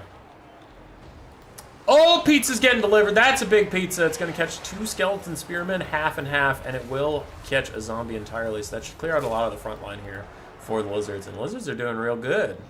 Lizards are doing amazing. Now, the Razor Dawns need to be focusing the Mortis Engine or the Blood Dragon Lord or maybe Crypt Horrors, but probably the Mortis Engine first, if you want my insights on that. Meanwhile, the Lizards are grinding through a lot of stuff. I'm just worried that Mortis Engine is going to slurp, slurp, slurp all day long. The Saurus are doing great, though. Razor Dawn's firing away. Unfortunately, it's Skeleton Spearmen. I'll note that that is just a mistake. The Razor Dawns need to be taking down the really big single entities. You aren't worried at all about zombies or skeletons. They don't care. How much experience from campaign translate into multiplayer? Rock Tosser, if you hang around to the end of this battle and remind me to answer that question, I got you. I got you 100%, but that's a longer answer. I don't want to do it right now. Anyway. Sorry. Yeah, that's what I wanted. Look at these Razor Dawns. They've half health the fucking Blood Dragon Lord. If this other one was like shooting at him or shooting the Mortis Engine, this would be going so much better. So overall, like, pretty good stuff from the Lizardmen, just like minor notes here and there, but overall they're doing well. Now the Mortis Engine is winning this frontline fight for Lizardmen, for the Vampire Counts on the south side, forcing the Lizardmen off. Lord Croak is going to deliver another pizza, which is going to be dope and lit. And now the Razor Gun hunting packs are in trouble. Skeleton Spearmen are hunting them down elsewhere. The Blood Dragon with his zombie summons are also being a bit of a pain. The Vampire Counts are pulling a little bit ahead on the balance of power. Saurus Old Blood needs to find a home, preferably with some of his Saurus who can give them those buffs, as Razor Dawns try and get away. Rev Crystal, what are you doing? 6 uses left. Alright, I don't know if that was recent or something, but the Rev Crystal needs to just be spamming out its heals, probably onto Saurus or the Croxies. Because they're going to be your real winners here. Razor Dawns, by the time you heal them, if they took any damage at all, they're probably in such deep shit that healing them won't save them. Yeah, dude, I'll answer the campaign question in just a second. Alright. Razor Dawn hunting packs, firing into Skeleton Spearmen. And what are you healing right now? What are you healing right now?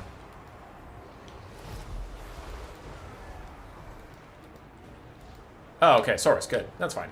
Yeah, that's fine. It's a good target. I was worried you were healing a Saurus Old Blood that's almost full health, and it's like, nah, you don't matter. But yeah, this Mortis Engine is causing you so many problems right now as it grinds through yet more Saurus, and it's ripping through the back line. I really liked your play. Like, the only note, I keep talking about the Razor Dawns not focusing down the Mortis or the Blood Dragon, and that's because, like, it's what's deciding this game right now. Like, sometimes that's just how it goes. Elsewhere, you're doing fine. Like, your engagements were pretty good. I liked your strategy. I liked your build overall. It was pretty solid. Koala played great, too. We haven't talked about the Vampire Counts at all, but it's because there's nothing really to talk about here. He did really well. He overloaded one flank with the Mortis engine, then he won it and just pushed the Mortis engine along the front line in this direction, slowly beat the whole thing, and now he's got you on the back foot. He's pushing off your Razordon, so he played really great. So it's like you played good, he played great, and he won. That's just how it goes. But I don't have like, you didn't do a million things wrong. So yeah, it was fine. Croak, in general, I was excited to see him because we consider him a bit of a meme in multiplayer. So I guess if you're going serious tryhard, you probably want to just take a Slaane's Lord. You combine your Source Old Blood and your Lord Croak into one Lord, then you pay less gold or whatever. But Lord Croak wasn't bad. The Source Old Blood didn't seem bad either. He provided some neat buffs to the Source. One problem he is having is now in the late game, he's still full HP, but he's just been wandering around trying to find a fight for most of the time. Croak is dead. Army losses is coming in soon. The Blood Dragon Lord is just going to heal up for a bit.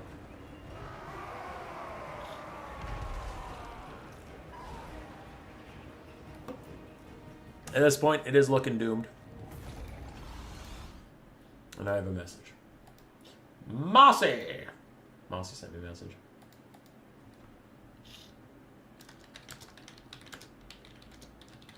Okay.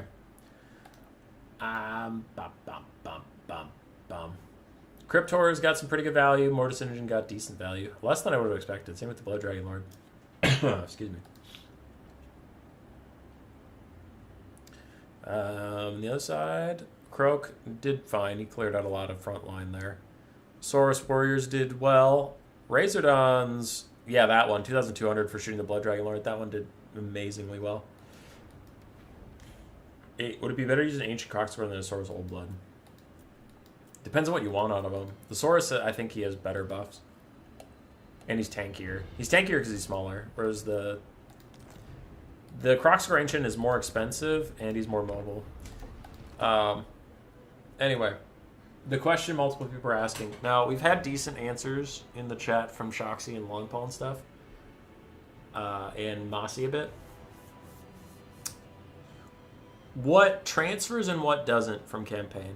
What doesn't is what units are most cost effective. Because in campaign, you know, like having a Stormbrewer in frontline is great because they're better than Clan Rats, cool. But they're not cost effective, where in campaign cost is not a matter. So that's why you see Green Globes and not Purple Globes. Purple Globes do more damage than Green Globes. They're better. That's just true. But they're not 50% better. But they cost 50% more. So Green Globes are fine. That's why you see them all the time. Right?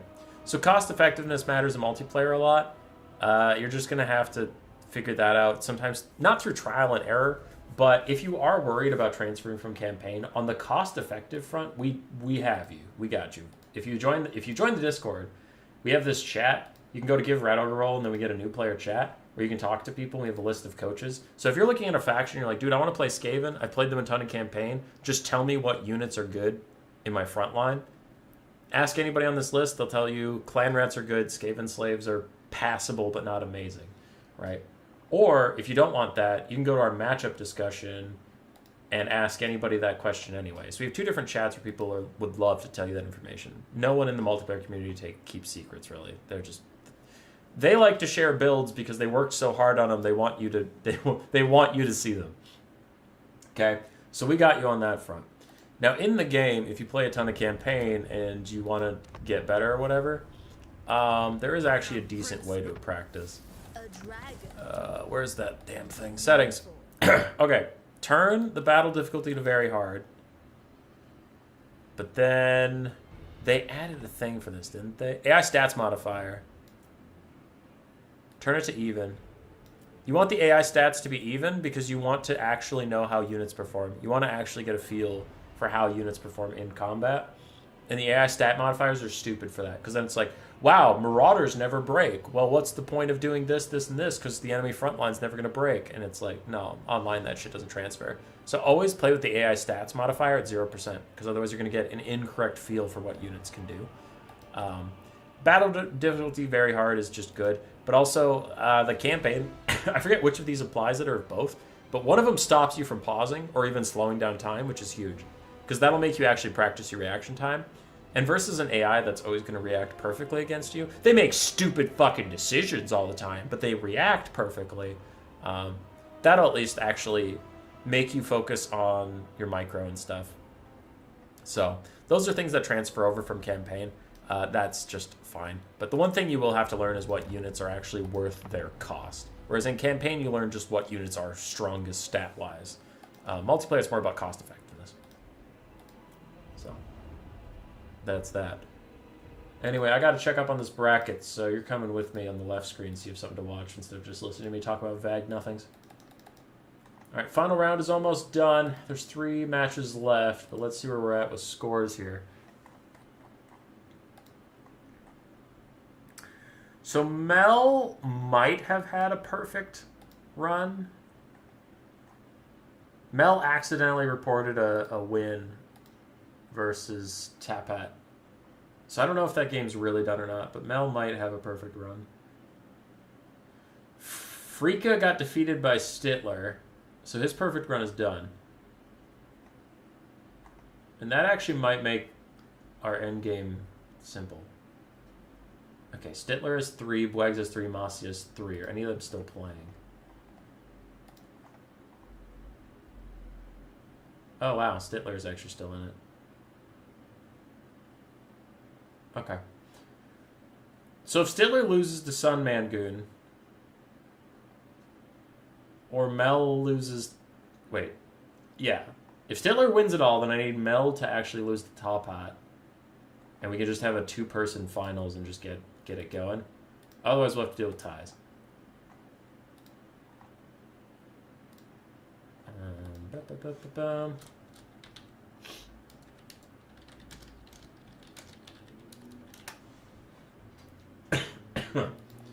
Excuse me.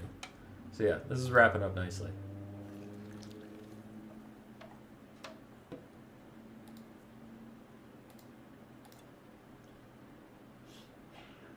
So these people didn't check in.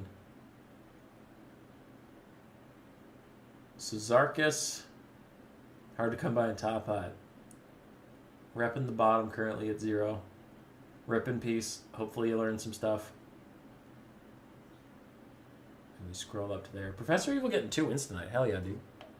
Last time, I don't want to be a dick, but off the top of my head, I think the last tournament he played, he didn't get any wins. So he already went from 0 to 2, which is good. Yeah. That seems to back up what I was just saying, so. Yeah, just don't give up. Talk to some of the coaches. I think the easiest thing you can do to get wins is borrow builds. Because that's another thing you do, is borrow builds. Even if you don't like it, you know, well, not even if. Some of the fun is making your own builds. Like, that is very fun. But when you're learning the game, it can be nice to get a build from someone who plays a lot and, like, identify what makes it good. And then you can plug and play the pieces now that you know it's good. Like, for example, someone asked me today for a generic dwarf build, right? This actually happened today.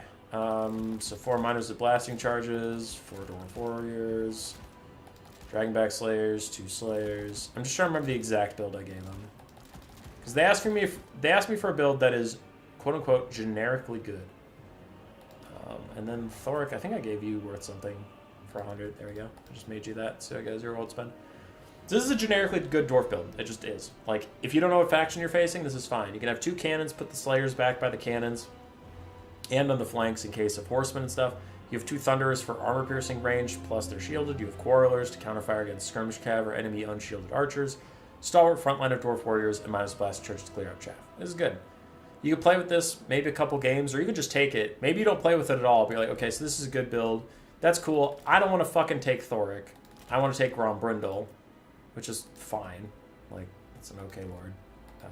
Whatever. You do that to get his cost back, and you're like, eh. Cannons are dumb. I don't feel like using cannons. Well, what were the cannons for?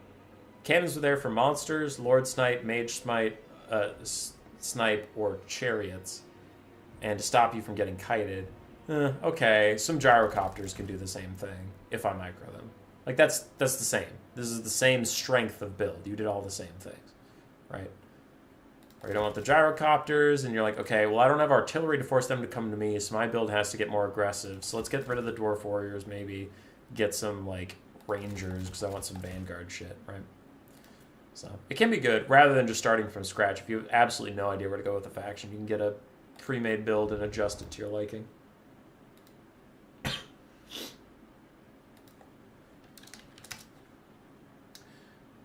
Alright.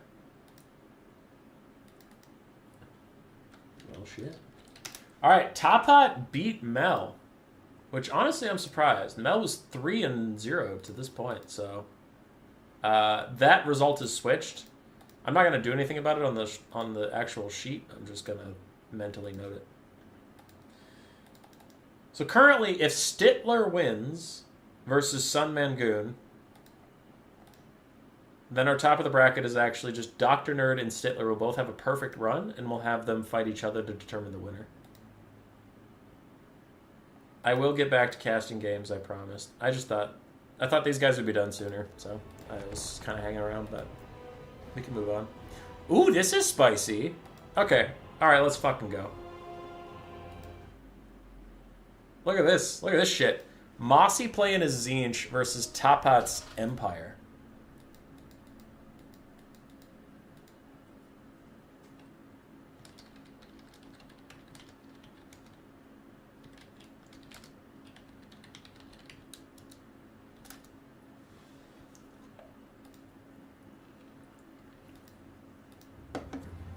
Alright, let's go.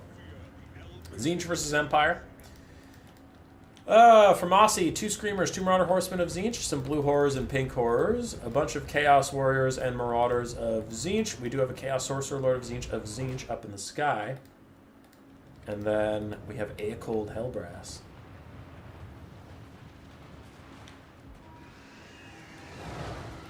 Alright. On the other side, Volkmar the Grim, his Flagellant Boys, a bunch of Handgunners, 2 Great Cannons, a Hellstorm Rocket Battery, some Spearmen, and a Witch Hunter.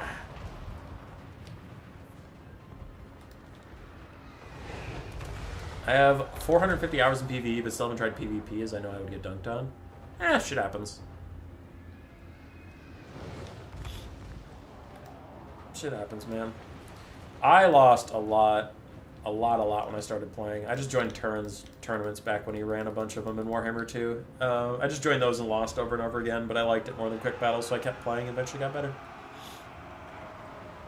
So these are every Thursday, alternating for NA and EU. Yes, alternating for NA and EU. I can't guarantee it'll always be on Thursday, because it's whenever in the week I can make it work with my job. So, some scheduling conflicts aside, yes, every week. NA and EU switch. Anyway, for the game in front of us, Hellstorm Rocket Battery getting dove on by the Screamers. They're suiciding a bit to take that out, but they do want to shut it down. Great Cannons are uncompromised for the moment. The Empire frontline is taking a lot of damage from the Blue and Pink Horrors. Last time we saw Mossi's build like this, it was against Chaos Warriors. Chaos Warriors are a very different animal to Flagellants, and Flagellants are getting roasted by that pink and blue fire. They've taken so much damage. In the background, the skirmish cab of Tzeentch are also rolling up, and if they start just using themselves as archers, they can kill the cannons without much risk to themselves. Though with only state troops and no cavalry from the enemy, you could actually just dive in here and melee and probably be fine.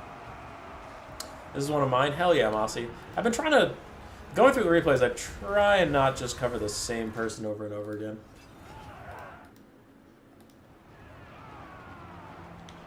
Alright.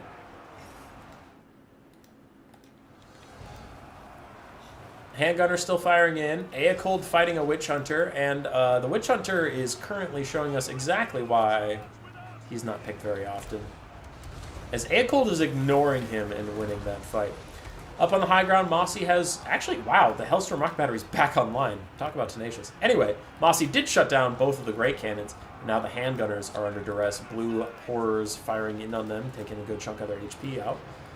Volkmar's rolling through the front line. Excuse me. Hi, Pat. Volkmar's rolling through the front line, though he's going to be needed in the back line pretty soon. Tzeentch's Marauder Horsemen killing off more and more Handgunners as their spears are moving up. Empire's falling behind on the balance of power as more of their ranged units are shut down. It's a lot of value getting lost. And speaking of getting lost, Volkmar is A little lost in the sauce. He's starting to go over now as the Witch Hunter turns back into Aecold to get murdered. The suicidal routing Witch Hunter. Okay? Okay. Rocket Battery still desperately trying to fire while this Sorcerer Lord of Tzeentch rolls around in a disc in its face.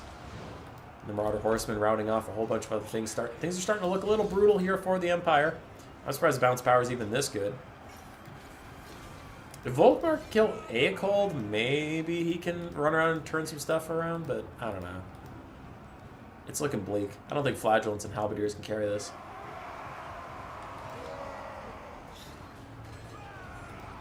Volkmar doing his best. His Soulfire Bombardment feels so sad in Game 3, though. It's actually wild how little damage it does. Another pink fire of Tzeentch rolls up some Halberdiers. And this one looks all over but the crying, except for a huge Soulfire Bombardment! It does very little damage. Ooh, Bound Banishment might fuck those guys up, though. Ow. Ow. Ow. It's going down the line, but Volkmar is not even beating Aecold. Did kill off some Screamers, though the Sour Guts Pink Horrors are here to offer a little bit of support. I just don't see how the Empire can do it. The Spawn Summon is still available. Oh god, okay, and that's doomed. This Volkmar is going to take a bunch of damage. Army losses hits, and it's now just him and the Flagellants fighting to the end.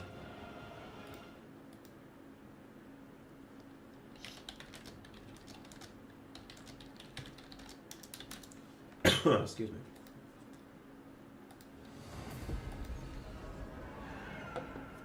Well done, Mossi. Well done. Stitler lost? God damn it. Stitler! Stitler, what the fuck? Alright, Stitler's out here to make my life complicated as Aecold gets 2,900 value. Holy shit.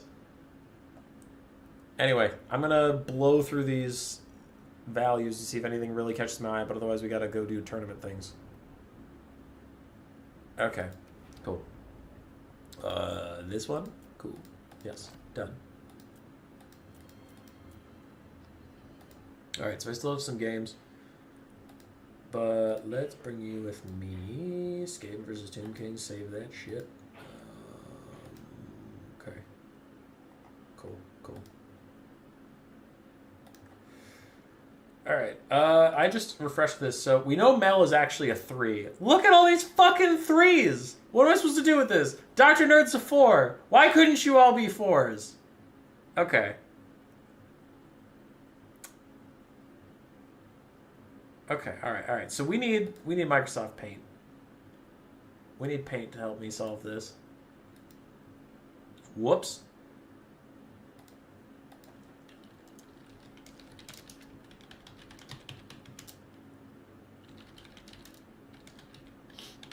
Alright, I misclicked. Okay.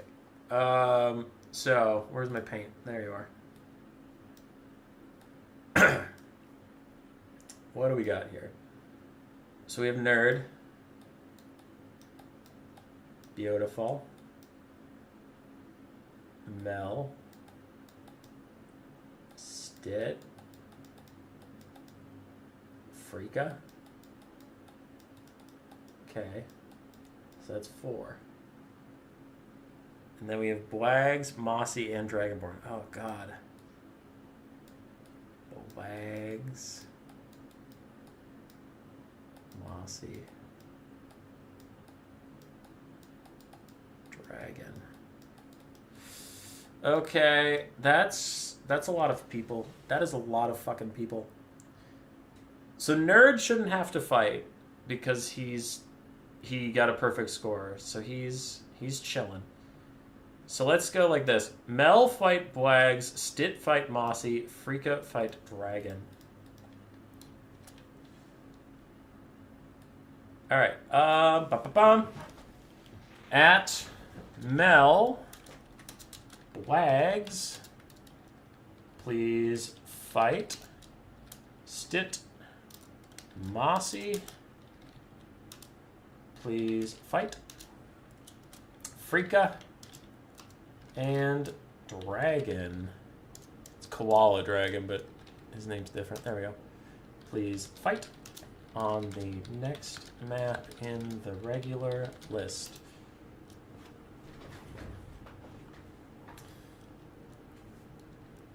This is post-Swiss bracket to determine winner. Bracket will be on stream in a sec, but I just told you who you fighting. Okay. So now that I know that, we know Mel and Bwags and Nerd and stuff, whatever. So then we got Mel.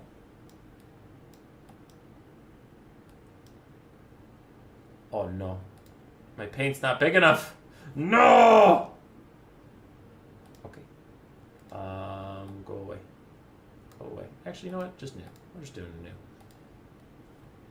So then, brush this, size this. We'll do orange because we're great. So we have Mel versus Bwags.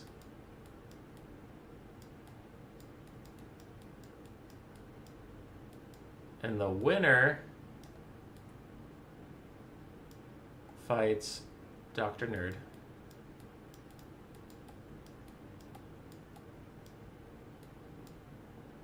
Right? And then the winner of that goes to the finals.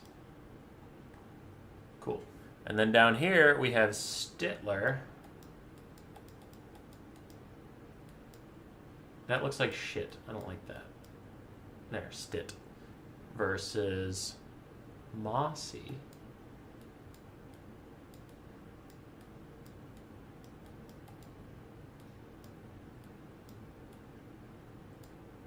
Beautiful.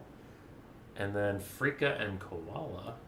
Oh, we're getting crunched. Oh, we're getting crunched. Freak. Koala. That is just perfectly legible. Lovely. And then they'll fight. And then the winner of that goes to the finals. Let's go, dude. It's perfect.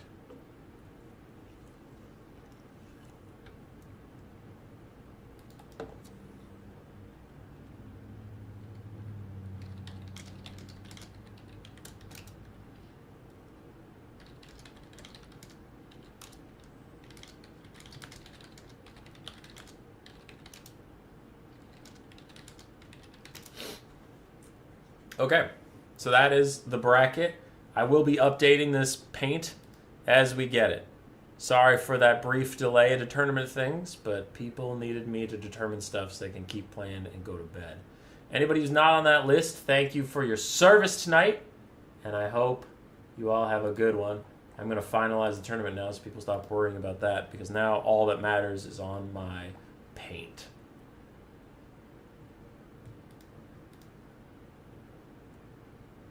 This is some top-notch diagramming. Dude, we're killing it.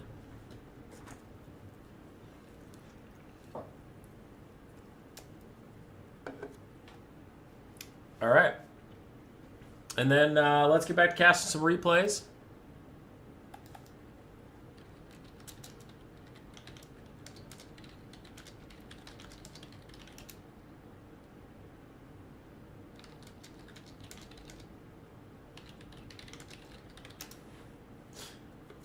You have failed, Professor Evil? You went 2-2, sir, if I remember correctly. That is not bad.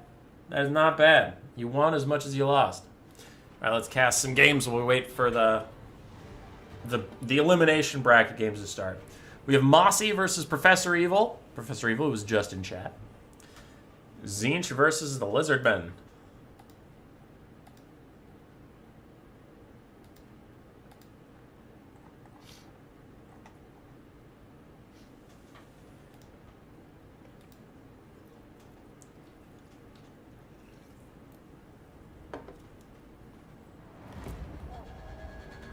Just do 2 FFAs. I was thinking about it, but sometimes that gets laggy. And also, I know Koala Born, or whatever you want to call him, He's been working really hard to try and win one of these tournaments, and I would feel so bad if I put him in an FFA that was super laggy, and he stayed up late, because I know he's across the Atlantic. And he stayed up late to play, he gets in an FFA, he gets like bullshit knocked out of a tournament, and it's like, you know, some people are having fun in these tournaments, and that's totally fine, but there are some people that I know like really want to win them, so I was looking at him like, well, you know, he's working hard at this. Dr. Nerd is also working hard at this, and he felt really good that he got 4-0 in the bracket. The Swiss bracket, so it's like, yeah, I'll take it seriously this time. I won't let him just get dicked over or something. Anyway, we have a game. Mossi versus Professor Evil. We have Kroq-Gar with his Hand of the Gods up on his T-Rex. Skink Oracle with Heal and Flock of Doom, and then some Ripperdact Riders. Croc scores a whole bunch of Zaras, and some Skink Skirmishers. For Tzeentch and Mossi, we have, looks like his usual build now, 2 Screamers of Tzeentch, 2 Marauder Horsemen of Tzeentch, a bunch of Marauder Spears, some Halberds too, some Spawn of Tzeentch, and then pink and blue horrors throughout with the Exalted Lord Change of Metal Final Transmutation. Skink Oracle is firing away. He does a lot of missile damage, though, mostly to large targets, and he'll probably just want to focus on the Exalted Lord Change or Screamers. Kroq-Gar is trying to find a little bit of a home. Kroq-Gar's running away from Spawn of Tzeentch, and that's probably smart. Kroq-Gars are decent combatants, but Spawn are just not what they want to be fighting at all, so it's a waste of their time. Kroq-Gar's going to dive in, uses anti-large to help fight against these guys. And I just realized that Sacred Spawning of Itzel is completely worthless in this matchup, because literally everything on this matchup does magic damage. Tzeentch is just loaded with it. Ripperdactyl's hunting down the Exalted Lord of Change, and they're getting cut off by Screamers, though they should do okay into both. Now, Flock of Doom is out from the Skink Oracle, who is firing at Screamers. A good target for him if he can manage to hit, though he did just miss there. Fury Summon is fading away pretty quickly. Lizardmen are off to an early lead on the Balance of Power. They're doing all right. Kroq-Gar is not loving fighting these Spawn while standing in Halberds, though, so he's going to have to just back off and find a different fight for himself. Skink Oracle still trying to fire at, looks like Skirmish Cav or Screamers, or really anybody that'll pay attention to him, but the Exalted Lord of Change might want to have words with the Skink Oracle. Though, honestly, I think it should be the other way around. I think the Skink Oracle wants to have words with the Exalted Lord of Change, and he realizes it too. He could do some nasty damage to that bird. For some reason it, like, nicked him and didn't fully hit, but he's going to chase him around. Oh, when he's landed right in front of him, go, Skink Oracle, go. Go. Shoot his ass.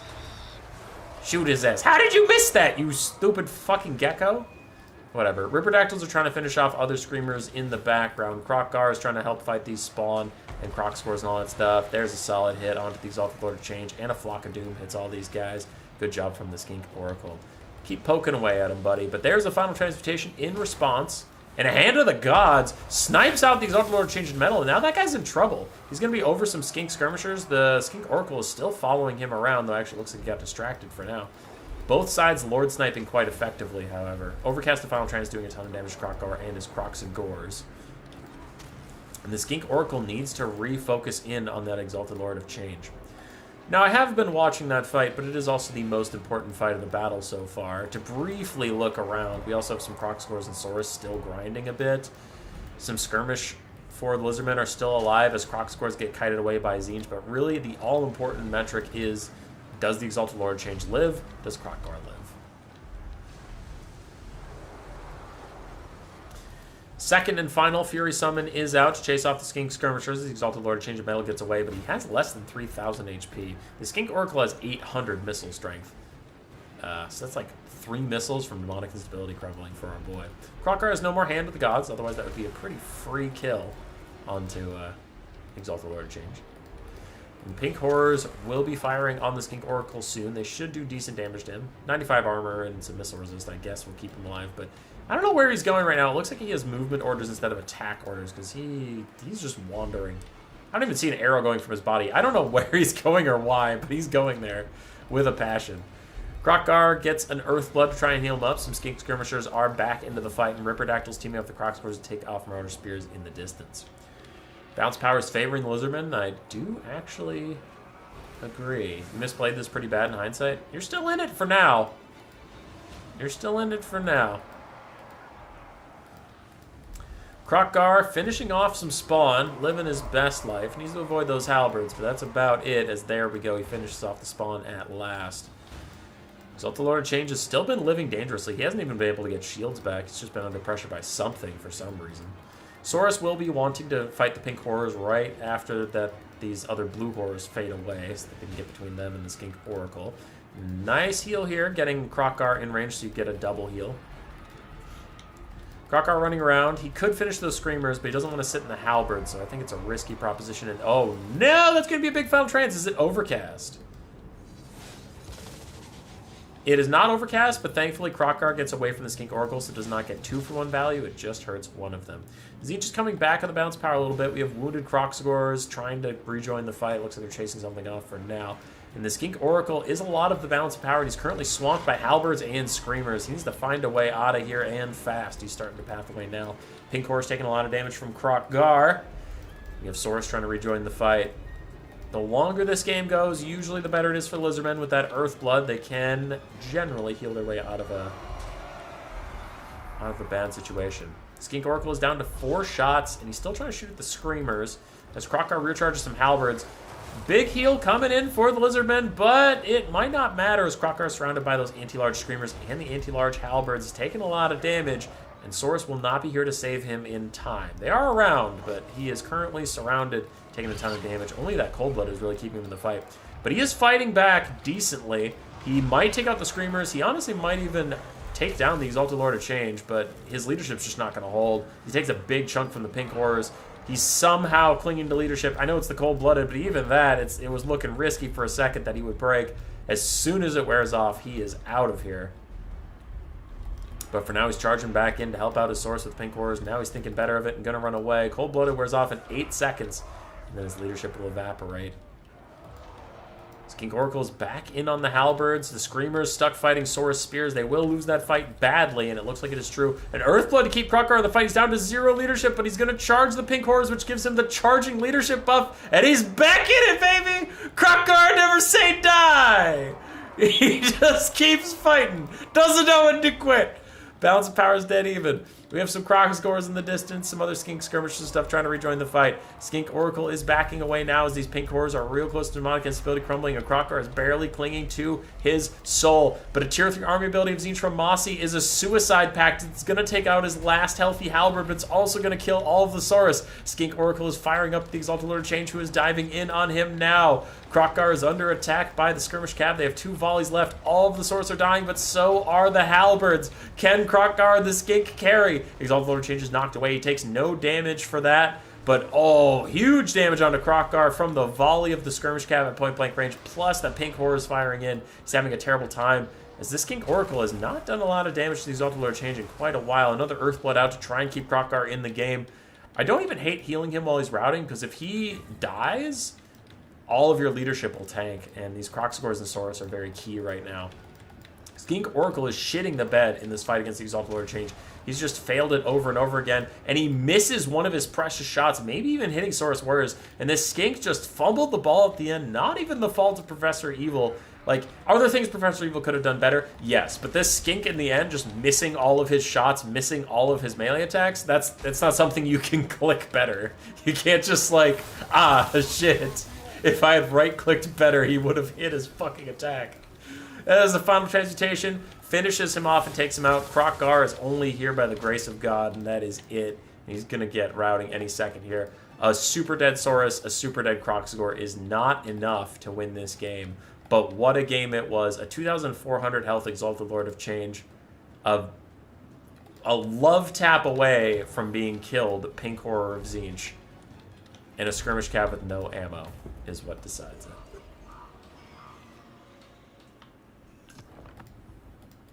Skink Oracle. Wow, it didn't get a lot of value. What the fuck? Okay. For using all your ammo, you got no value, little Skink. Krokgar did better than he usually does. Kroxigors did okay. Saurus did fine. Skink Skirmishers did well. On the other side, from Mossi, his Exalted Lord of Change did fantastically. One of his Halberds, the one that kept getting a fight with Krokgar and then the Skink and stuff, did very, very well. Martyr Horsemen of Tzeentch did fine. Screamers, one of them did amazingly. Pink Horse did fine. Blue Horse did fine. And Marauders all died.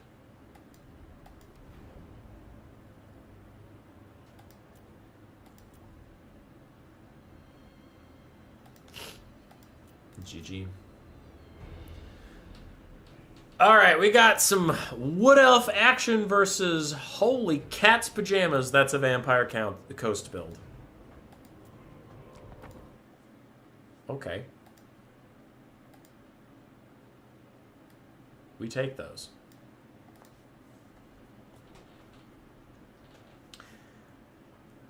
Off of the builds, I'm predicting this is going to be a Wood Elf win. Wood Elves in general are very strong against Vampire Coast. Bwags is a real good Wood Elf player. And this Coast build is next level wild. Very shoot heavy.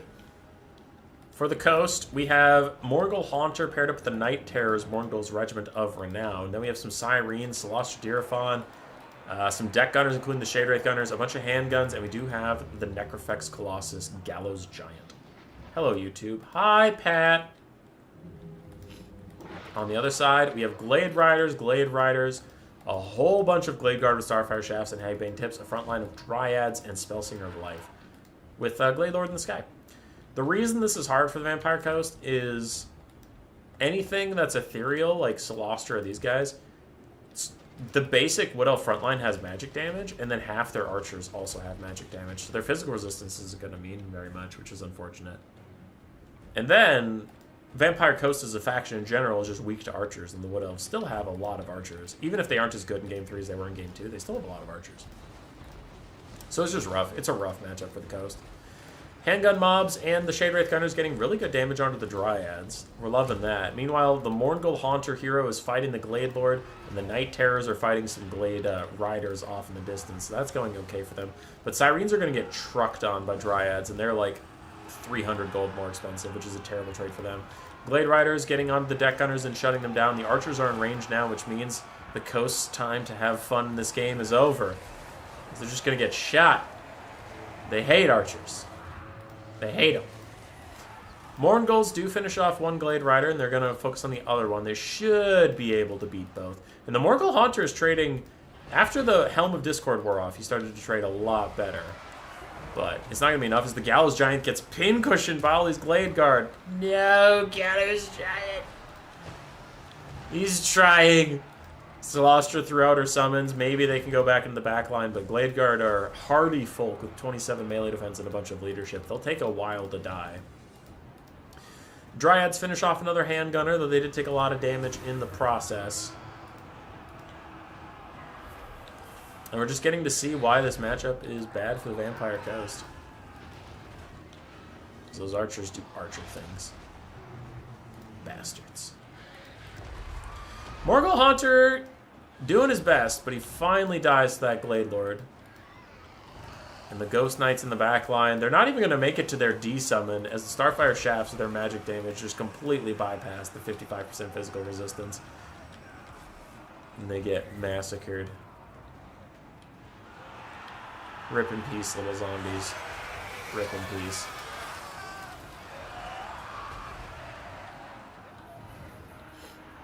It's a tough matchup. It really is. Because also, the Starfire Shafts are magic damage and fire damage and armor piercing. So they're great against crabs, they're great against ethereal, and they're great against anything you try to heal, because the fire damage reduces the healing you get. Starfire Shafts are huge in that matchup. And I don't care what anybody says, mortars are not good. Mortars are not nearly good enough to kill off the Wood Elf backline. That's just not a thing. Excuse me.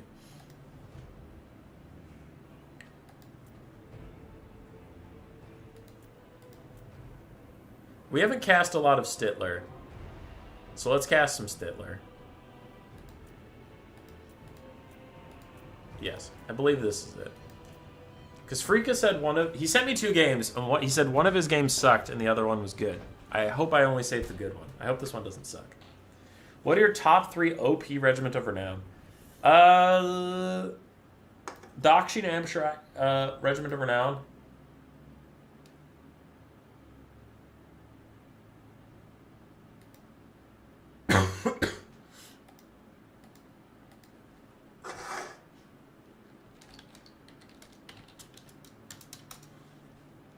Sorry, someone sent me a message. 1 second. Top 3 OPROR. The Auction Ambusher Regiment of Renown with the net is still one of the best RORs in the game. The Shade Wraith Gunner ROR is one of the best in the game. It's amazing compared to its regular deck gunner component. And the Sunmaker Hellstorm Rocket Battery. The Sunmaker compared to a regular Hellstorm is just wild.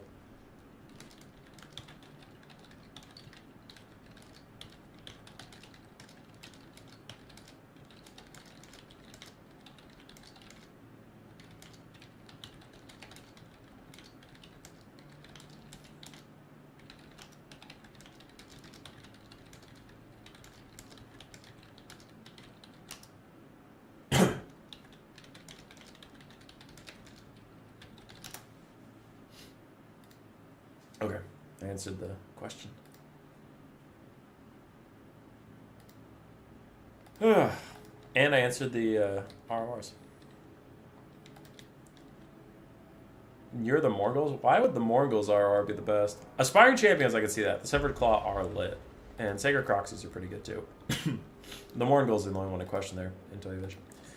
Okay, Frea versus someone, and I already forgot. God damn it, I'm dumb. Stitler. We have the Vampire Counts, their Blood Dragon Vampire Lord, a Mortis Engine, 4 Vargheists, and then a Skeleton and Zombie Frontline. Some Crypt Horrors, and that is that. On the other side, for Frea, we have double Steam Tank, which is Chad, but bold. Gelt with Final Transit Searing Doom, and Empire Captain. Then a bunch of State Troops, Great Swords, Dread Spears, yes. If only they had Dread Spears. Great Swords, Swordsman, Spearman, all that stuff. But the double Steam Tank are really the only range there is at all.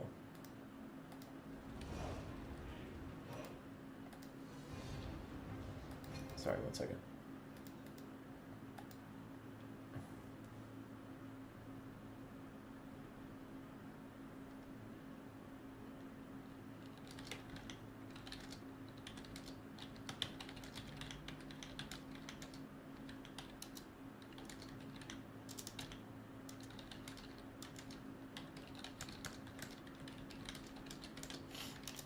Okay.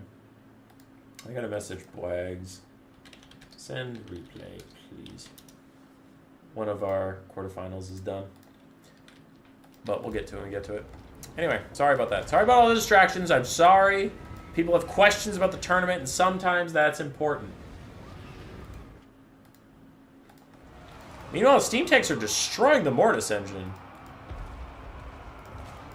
They were doing so good. And then they started missing. But, you know, for a bit there, they were doing good.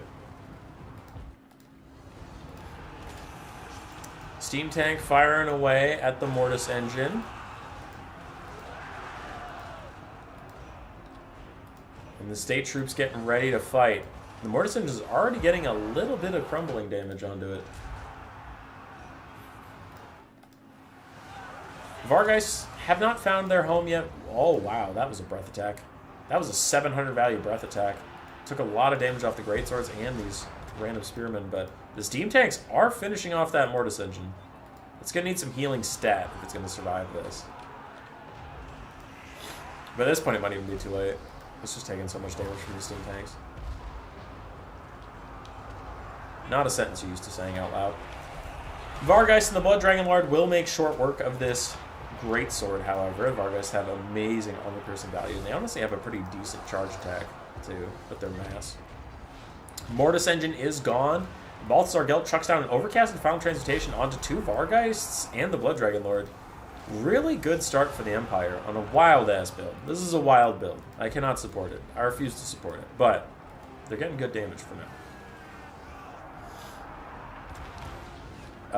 If you're in the chat and you were in the quarterfinals... What's the bracket? Sorry.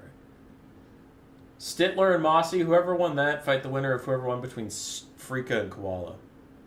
If that's what you're messaging me about. If that's not what you're messaging me about, then I'll check it after this game. Zombies getting rained on by a Searing Doom from Gelt. And the Steam Tanks are now firing at the Blood Dragon Lord. Really poking him down. Something has to be done about the Steam Tanks. It looks like the Vargheists are very well aware of that. They are now closing in. The State Troops are trying to gather up around their Steam Tanks to keep them alive, keep them safe. But there's only so much you can do when a Vargheist actually picks you as the target. They can do some pretty nasty damage if they get us around. Steam Tank's still firing away, and state troops are holding through sheer numbers. But they're holding. Blood Dragon Lord, another breath attack onto a clumped up greatsword. Really good angle of breath attack. Huge damage onto that unit. But I think the Blood Dragon Lord will have to join the backline fight over here, because this is the fight that matters. Those steam tanks are making his life a living hell. And if he can clean them up, he can do good. But that is a final transmutation on all 4 Vargeists. It's not overcast, but still meaningful damage that will continue to whittle them down. Double steam tank, you love to see it. They're doing good work so far. They killed a Mortis engine already, and they've done all the damage on the Blood Dragon Lord that you've seen. But the Blood Dragon Lord is here. He's going to start terror routing some of these spearmen soon. Should give... Excuse me. I am dying. The Vargeist, the overcast indication the heck they need, but the steam tanks took very little damage in this trade. One is at about half HP, the other's only missing a quarter, and in the meantime, all those Vargeists took a ton of damage, even after being healed. Blood Dragon Lord's back in the sky. I don't know what his plan is going to be, because all of his attempts to stop the double steam tank have failed, but his attempts to ignore them has also gone unrewarded, as his Mortis engine is dead, and his Blood Dragon Lord is taking a bunch of damage. Vargeists are currently dabbing on some fools, but they'll get out of here in their own due time. And another breath attack from Blood Dragon Lord is going to hit these already wounded greatswords, but just finish them off once and for all, though he does friendly fire some skeleton spearmen, now diving onto the steam tank. Its 16 melee defense is no match for that of the Giant Dragon Lord, though he is still managing to miss somehow because reasons. Because reasons, my dear Watson. Elsewhere, the Counts are slowly losing the state troops. The Empire is pulling ahead on the balance of power. Another zombie summon from Blood Dragon Lord is going to try and keep this backline fight going. Vargeists are back in again. The state troops closer and closer to routing. Are any of these Sternsmen? No, these are just zombies and Cryptors. Okay, so these are fucked. Unless the Blood Dragon Lord does something crazy over here, this top fight's going to go to the Empire, eventually. The Vargeists and the Blood Dragon Lord are all you really care about. They're all still technically alive, but they've had such trouble getting anything done. Blood Dragon Lord is going to try and help this fight. Can he do enough to save these Cryptors? The skeleton's already faded away. Steam Tank's still poking him down. He's down to 4,000 HP, and his heal cap is getting close as the Steam Tanks continue to poke him. I'm running out of water again. Is that another final transmutation? Oh my god, it's another final transmutation. Is it overcast? It's overcast. Hits 5 monstrous infantry units, 4 Vargeists, and a Cryptor. Huge value for the Empire on that shot. And one of the Vargeists is actually just going to crumble away to its death.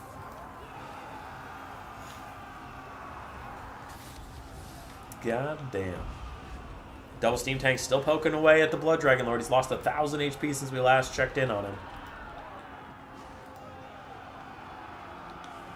Can the Counts hold on, I guess? Steam Tank tries to stop the Blood Dragon Lord on his way in. Now, there's no state troops here to support the Steam Tanks at all. So the Blood Dragon Lord diving in with his Vargeist. They should be able to get a good trade. Gelt's trying to help out, but he might just be putting himself in danger. And one of the Vargeists even just lands on some greatswords. More Cryptors starting to work their way in, as well as some surviving zombies. Looks like the Cryptors died over there.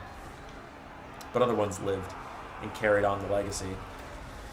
Steam Tank's getting more surrounded by Vargeists, and this is better. Earlier, the Vargeists came in from one direction and then just didn't get as much damage on the Steam Tanks, but now they're taking a lot more. Blood Dragon Lord cycle charging in a bit. Helm of Discord taking them down to 0 melee defense for the Steam Tanks. And the balance of power is still looking rough for the Vampire Counts, but they're getting more damage than they ever have on this Steam Tank. It's down to 1,000 HP below that now, as one of their Vargeists has faded away entirely. 2 are almost heal capped and not feeling good, and 1 is about half HP with a bit of healing left to go. Both Steam Tanks still technically online for now, though one of them is about toast. I wonder if Gelt even has enough Winds of Magic for another final transmutation, but we'll see. As the DPS for the Empire is running out, their state troops are running out of hope, because if Gelt dies, all these state troops are meaningless. They're just too low. They'll terror out immediately. Steam Tank's trying to get away. Probably to turn around and fire as best it can. I wonder if it's true that the Vargeist or the Blood Dragon Lord. Taxing the Blood Dragon Lord has been successful so far.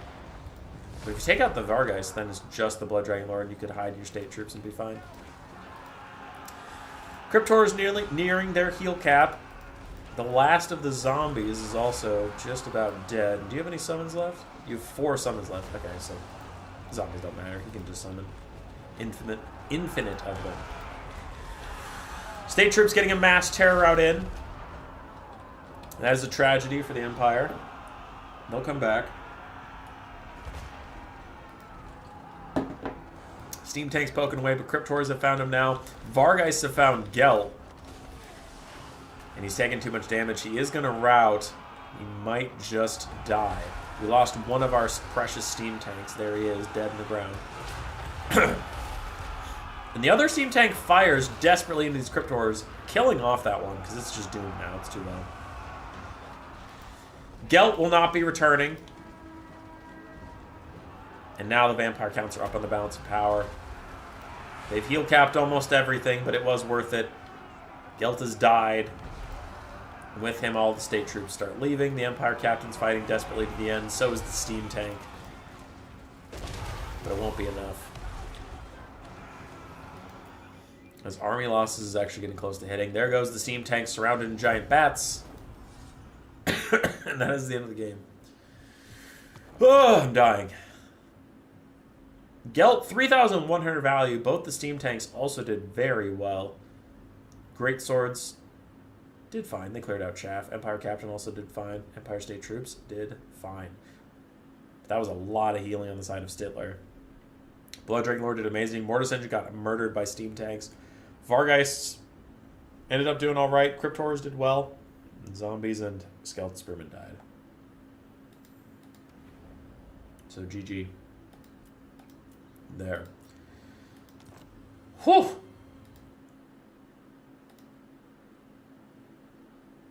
Stitler, fight Frea or Koala.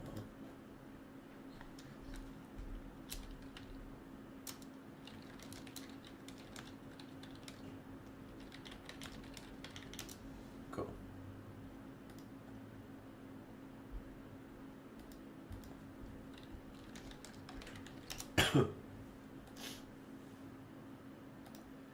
We have 2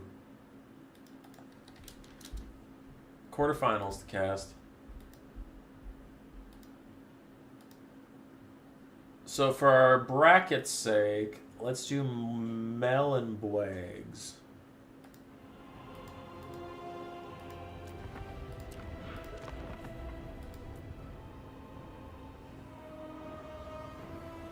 Is that Mel? Mel? I think Mel is Thrak.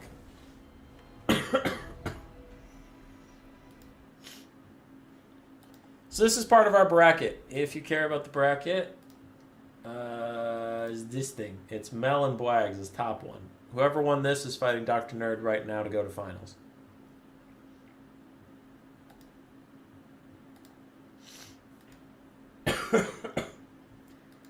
Oh, the cough's getting worse.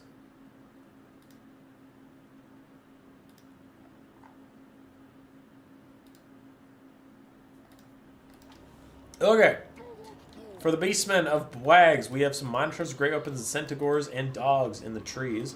More Centaurs and more Minotaurs out in the open. 3 Archers, Malagor, Dark Omen, an Incarnate Elemental Beast, and a front line of Ungor Spearman Herds. On the other side, for the Dock Elves, Sorcerers of Death with Purple Sun and Spirit Leech. Double Bloodwrack Medusa, Malice Darkblade on foot, 4 Dark Shards, and then some Dread Spears and Black Arc Corsairs.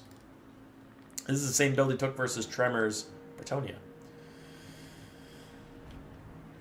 Once again, not a lot of sky pressure for the Sorceress of Death, so she's just going to wander wherever she pleases. Oh, and there's 2 repeater crossbows in the flank. Welcome, welcome, friends. Dark Elf front line moves up. Ungor Spearman Herds, eager to meet them in battle as the Blood Arc Medusas take a terrible toll on them and lasers. But the Dark Elf front line is not spread out enough. The Beastman front line is going to start getting around them and onto the Dark Shards, so that could be a bit of a problem. Malagor takes a Spirit Leech and some repeater crossbow fire. Malagor counters with a Flock of Doom, and then a big old wraparound as all of the Dark Shards are supremely doomed. Dogs, Centaurs, Minotaurs, everybody's back here to fuck up these Dark Shards, and they're going to do it. They're going to do it to their heart's content. Mouse is trying to fight it out, and he'll do decent damage back there. Bloodwrack Medusa's also chilling. and some of the Dark Elf front line is coming back to help them fight. Meanwhile, in the backfield, Skirmish Cav are fighting 3 ground archers, which will always go to the ground archers, and the Incarnate Elemental Beast is trying to get involved, fighting some Helibroni. The Dark Elves want to keep him away from the Bloodwrack Medusas. He might beat up on him pretty bad. Malice is still trying to fight it out as the Sorceress of Death overcast Spirit Leech onto this guy. Just an FYI, Mel... excuse me. Spirit Leech is overcast only increases its range, so when you're at point-blank range, it doesn't do anymore.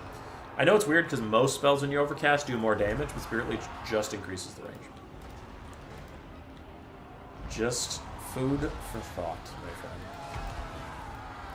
Mouse is now surrounded by Butchers, the Accountant Guard, and other Minotaurs are piling over. The Bloodwrack Medusa is next to the Incarnate Elemental Beast, but it looks like everybody's going for Malice Darkblade. And it is a tough time for the Dark Elves. Bloodwrack Medusa is trying to free each other with some laser shots. But the Dark Elf front line was just entirely bypassed, and that was a problem. Because they had a better one. 5 Unger Raiders versus the 2 Blackheart Corsairs and 3 Dread Spears. Dread Spears would win it. But the Beastman just said, cool. Anyway, and walked past it. Got onto the Dark Shards, got onto the Bloodwrack Beasts, and really just fucked their whole day. Another Spirit Leech for Malagor. Whittling him down. And Malice is still healthy. He's doing fine. For now. Bloodwrack Medusa. First one is down from the Minos and the Incarnate. Flock of Doom onto these 3 Dark Elves as they all try and hold position. That does not appear to be going their way. Skirmish Cav getting chased down by dogs and shot by archers. Other frontliners are trying to come back. They're getting shot by archers. And the Incarnate and his Minos, leaving behind the corpse of Bloodwrack Medusa, are going to try and make it a double kill. Because here she is, beset by giant cows. That is looking like a GG. Even if Mouse transforms, I don't think he can carry this game. As we're playing on ×2 speed. Another Spirit Leech onto Malagor as he chases a Dark Sorceress. And that is it.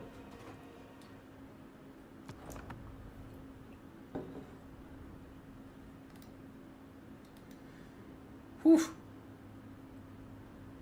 My throat is dry as hell. I'm a drink of water too. It must just be sickness stuff. Incarnate and Minos did well. Centaurs did well, flanking the Dark Shards. Yeah, GG. GG, GG. I think I can just bring the bracket here. Yeah, I can just bring the bracket here so we don't have to keep switching. Desktop capture. The paint.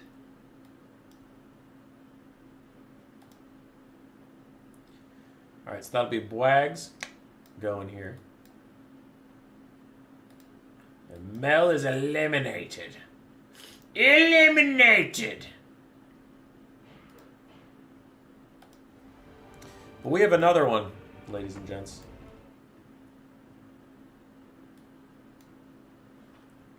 Mossi versus Stitler.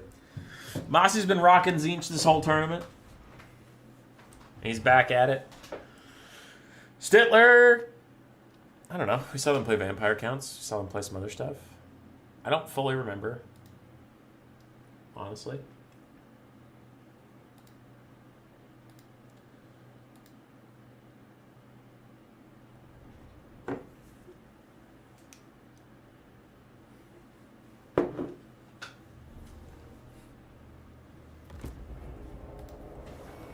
Okay.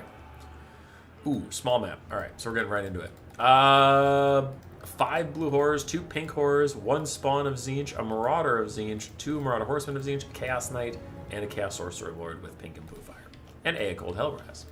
On the other side, for the Empire, 2 outriders with grenade launchers, 2 war wagons, Karl Franz, our first sighting of him for the night, regrowth and earthblood on their caster, 2 demigryph knights, and then a frontline of halberds and spearmen. I'm loving the amount of build diversity we're getting tonight. We've seen Volkmar Empire, we've seen Karl Franz Empire, we've seen Balthazar Gelt Empire. We actually have seen a lot of different builds. I know some people are Empire shitters, and they're like, oh, Empire sucks, it's just war wagons and healing. But like, this is our first war wagons and healing game of the night. We had double Steam Tank Balthazar Gelt, alright? Sometimes Sometimes life is good. War Wagon's trying to poke down Aecold a bit, while the Outriders Grenade Launchers do their thing on the Marauder front line. Though they will have trouble against the Blue Horrors.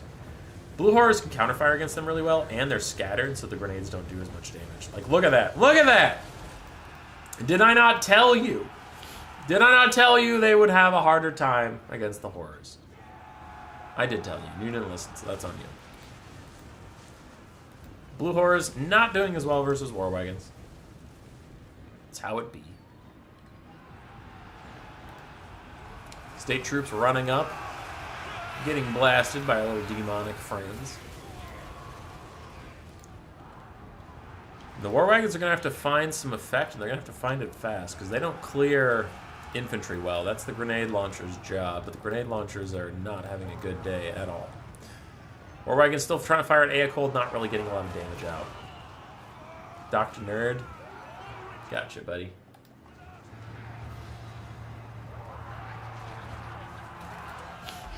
Demigryph Knights charging into blue and pink horrors. Chaos Knights counter-charging into them. Ooh, but this could be real bad. Chaos Sorcerer is surrounded by spears and attacked by Franz. Reichlin Runefang giving the spears even more melee attack. And a desperate pink fire tries to get him out of it, knocks some of them over, but not the ones he needs. He even chucks out his Chaos Spawn Summon. It's just everything at the wall to try and get this guy away from Franz, as Demigryph Knights are completely surrounded and taking a lot of damage. But if Franz can snipe out the Chaos Sorcerer, then it is fine. Screamer's trying to chase down War Wagons, but it's not quite going their way. And the Empire State troops are decently handling the Tzeentch front line, because Tzeentch front line is hybrid. They took entirely horrors and stuff. Hard not to cheer for the Empire. Love them. There we go. Some Empire appreciation in the chat in a world that mostly hates the Empire these days, to be honest. Demigryph Knights getting a regrowth to try and keep him in it. Other Demigryph Knights also doing well, but Franz has routed the Chaos Sorcerer Lord of Tzeentch, and an Earthblood is also over this area to really try and save it. The last Outrider Grenade Launcher that's still in this fight is going to get peeled off in just a second here, and the War Wagons have taken some damage, and they're shooting at Screamers, but not really where they need to be. We'll see how this goes, though. The Demigryph Knights have taken a lot of damage, so I wonder if it is truly as Tzeentch favored, as Empire favored as the Balance of Power says it is. Chaos Sorcerer Lord still trying to get away. Trying is a pretty key word there. As Franz hunts him down. If Franz gets one more swing off, this guy will probably shatter. Demigryph Knights, 22 out of 32 models and still losing HP. These are the ones that are also losing HP. Marauder Horsemen nearby and kiting around, but the Empire State troops are marching through the pink and blue horrors, quickly leaving these spawn isolated. And I guess things are going against Tzeentch. Yeah. It just looks weird, because you're not used to state troops winning the frontline fight. You're used to them holding, but when it's against pink and blue horrors, then yeah, I guess they can. Outriders Grenade Launchers end up in melee combat. A bit of a whoopsie there, as both War Wagons still firing in, accidentally shooting their own Demigryph Knights quite a bit, as they try and kill Aecold, who's sniping the Lifecaster right now. One of the Demigryphs is routing. Franz is up in the sky, but the Tzeentch caster has positive leadership, and he is safe and sound, so he'll probably be coming back. Still have some Chaos Knights for Tzeentch. Still have 2 Skirmish Cav for them as well. Screamers to help out. And Aecold, of course, doing well. The balance of power is getting better and better for Tzeentch as time goes on, but it looks like Franz is on the hunt for Chaos Sorcerer. And I always forget that nearby routing units, for some reason, keep these guys routing. Because, like, this Sorcerer should have rallied a while ago, but he's just not. With Franz on the chase, then the Sorcerer is dead, for sure. For sure. The Demigryph that's not routing is at below half HP. Chaos Knights of Tzeentch trying to rout off all these Spearmen and give their pink horrors some room to shoot. But there goes the Tzeentch Lord, and with it, 2 demonic instabilities immediately proc due to that lowered leadership. It looks like a third one is well on the way. And that could be the nail in the coffin for Tzeentch here.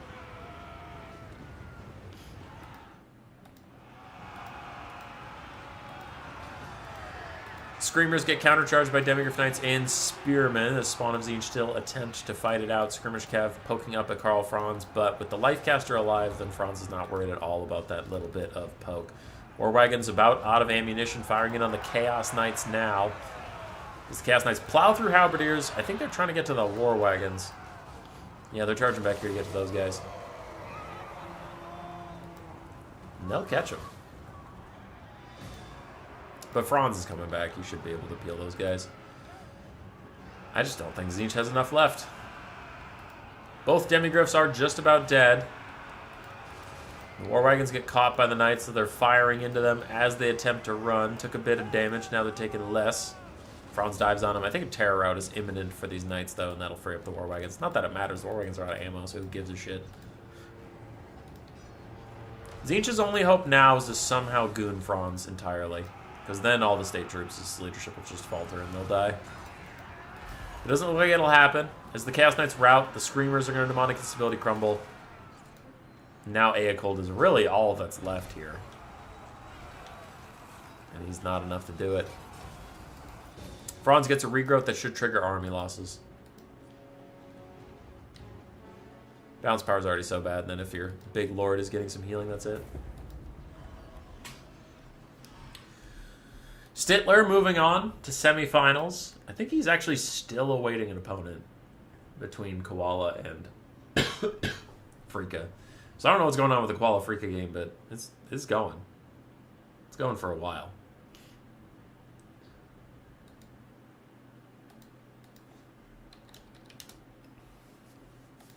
I just got the replay as we said it. So I actually don't know who wins. I just got it. I did know Stitler won because I told him to wait for whoever wins between Frea and Koala. Alright.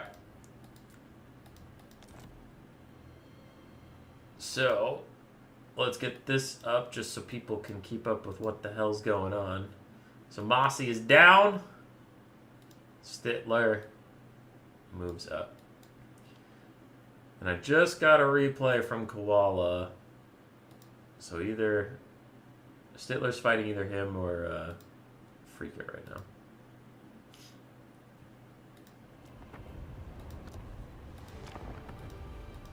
Losing Lord really cinched you? Yeah, it was close. It was quite close.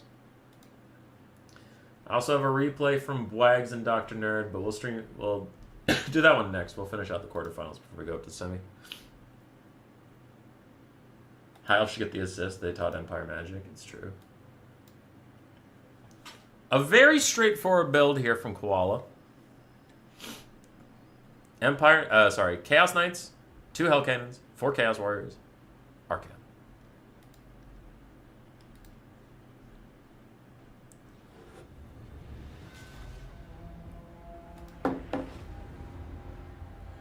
Alright, I took the thingy down. Yes, I did. This is our final quarterfinal. For the Forces of Chaos, we have 3 Chaos Knights, Arcan they were chosen, 2 Hell Cannons, and 4 Chaos Warriors of Khorne. For the Empire, both Zargelt, Found Transitation, and Plague of Rust. We have 2 Huntsmen, 2 Empire Knights, a lot of state troops from Sigmar's Sons, Basic Swordsmen, Great Swords, Spearmen, and we have the Black Lions, Hellblaster, Volley Gun, War Wagon, Regiment of Renown. And they're going to get homing missiled by the Hell Cannons. Nice little dodge there to start, but someone's going to have to do something with those Hell Cannons fast, or those lads are dead. Arcan does have Burning Head and Spirit Leech and Searing Doom, so 3 spells. Fancy, fancy. Huntsmen are going to want to immediately get in range of those Hell Cannons and shoot them to death. Chaos Warriors of Khorne starting to advance now that they realize the Huntsmen are even there. Because they had stalked for a bit, so they didn't know they had to move up and zone them away from the Hell Cannons. So the Huntsmen being pushed back means the Hell Cannons will be free to fire. The Hellblaster Volley Gun wagons are dodging some of those Hell Cannon shots. Though I'm concerned, because Chaos should have the mobility advantage. So if they get to a late game where they can just cycle charge over and over again, they can kill a lot of state troops. Now Hellblaster Volley Gun wagons taking a lot of damage from those Hell Cannons. For the state troops, they're going to want to spread out as much as possible and get someone around the Chaos Warriors so they can just walk up to the Hell Cannons and shut them down.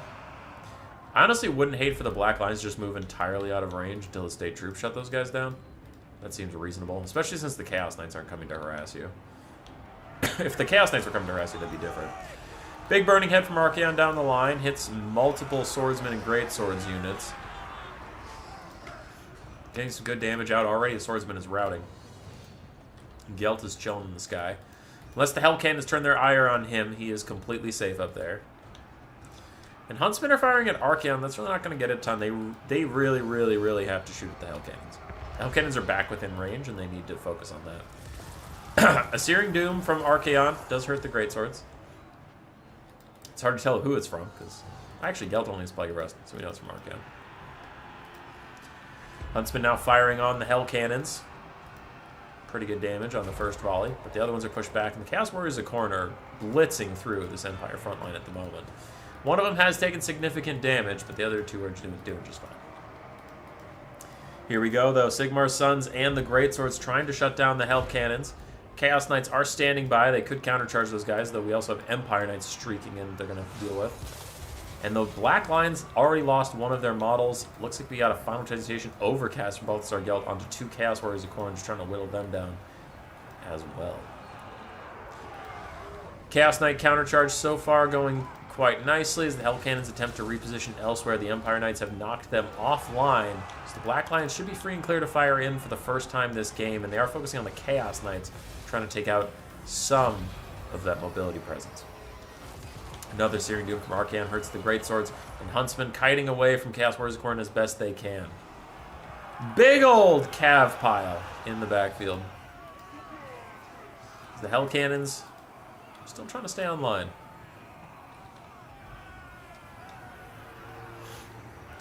Archaon and the lads trying to push back the state troops, though one Chaos Knight's already taken half HP in damage, which is brutal. For the Chaos Warriors of Khorne, one's about routing, another one's just about dead. One is 2/3 HP, and another's half HP. So the front line of Chaos is taking a lot of damage, though it's come at a price. The Empire is not looking so hot. Everything they have is taking significant damage. Oh, fuck, Gelt landed. Archaon's looking at him, but Gelt does manage to scramble away real fast, and then he chucks down the Final Transmutation on his way out. It is undercast, but still hits 3, maybe 4 units as his other Chaos Knight opts back in.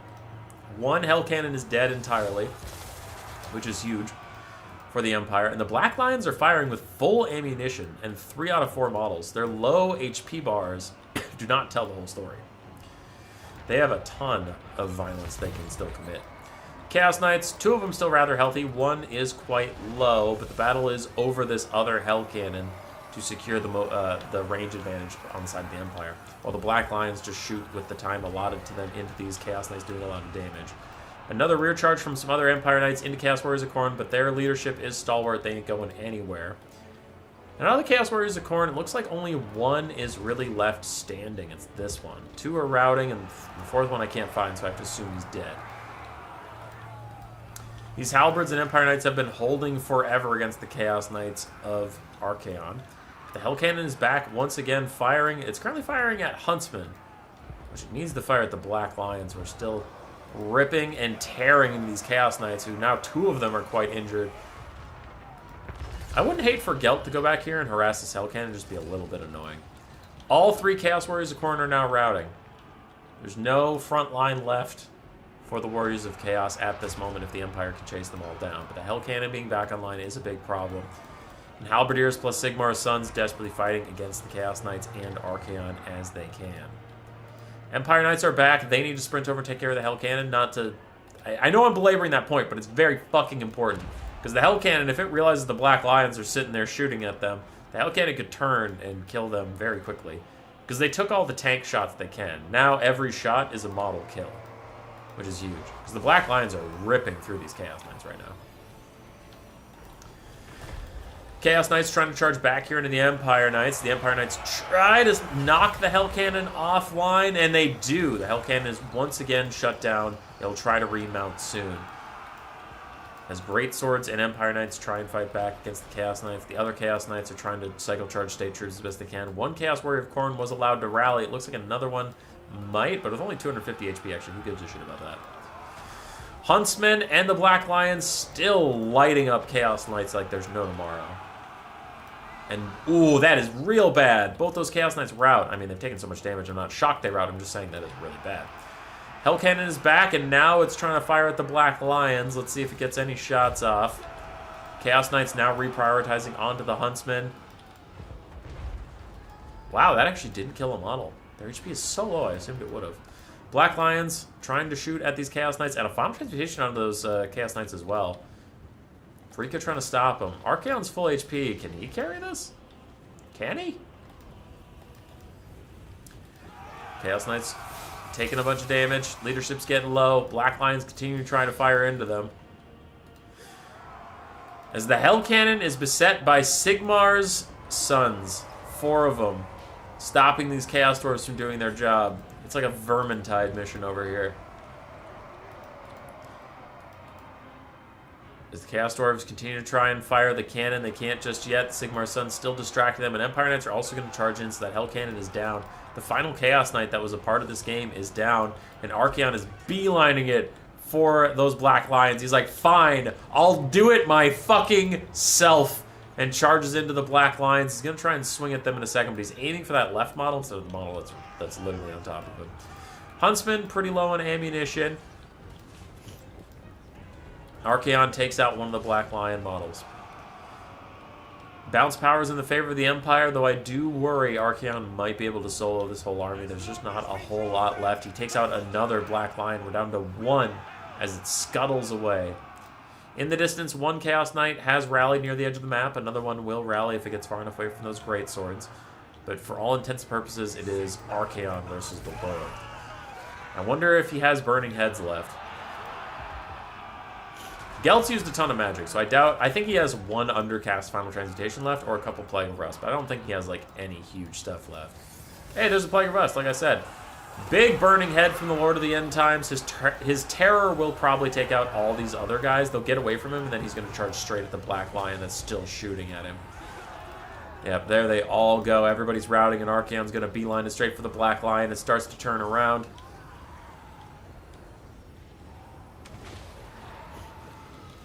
Empire Knights peel Archaon successfully, buying the Black Lions a little bit more time, and Gelt is going to charge in. Archaon fears no man. Huntsmen are firing in on Archaon, who's still Plague of Rusted, 90 armor as he fights these Spearmen. Spear getting decent damage down. Chaos Knights are returning to Archaon's side. That one is actually going to go off the map. Holy shit, I'm shocked that they didn't come back. A big Searing Doom from Archaon. Finishing off the Sigmar's Sons, most likely, and those Spearmen. Nope, Sigmar's Son, singular, is still alive.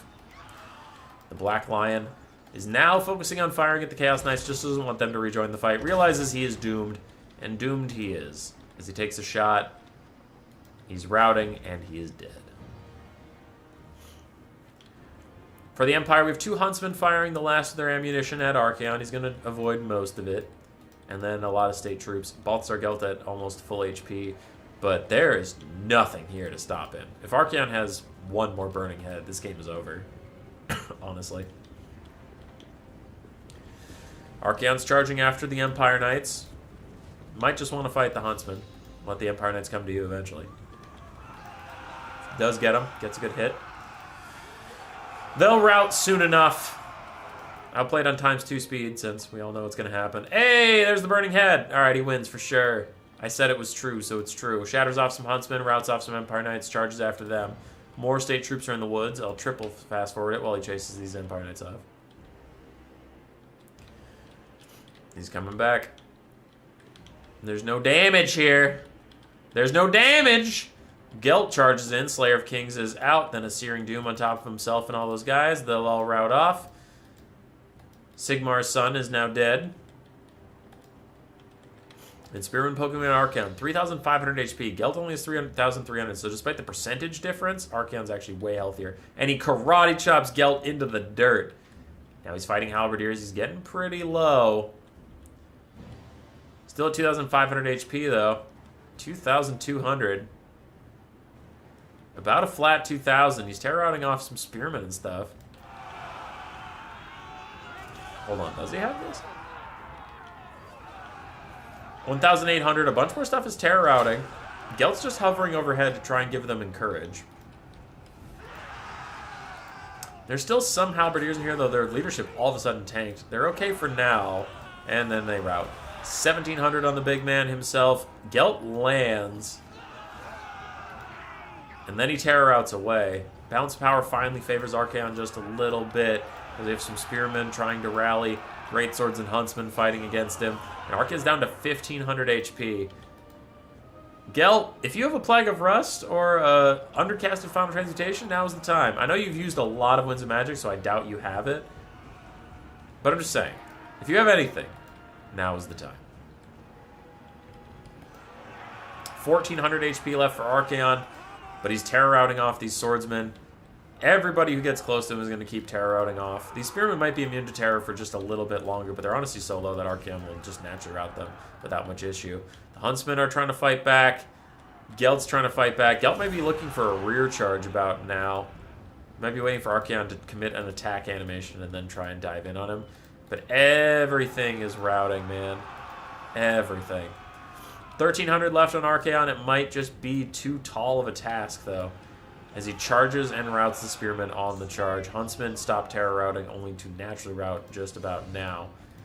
And we have a 5 leadership and a 9 leadership spearman. That's all that's left to back up Balthazar Gelt. And Gelt hasn't cast a spell in so long. At this point, I am convinced he doesn't have any Winds of Magic.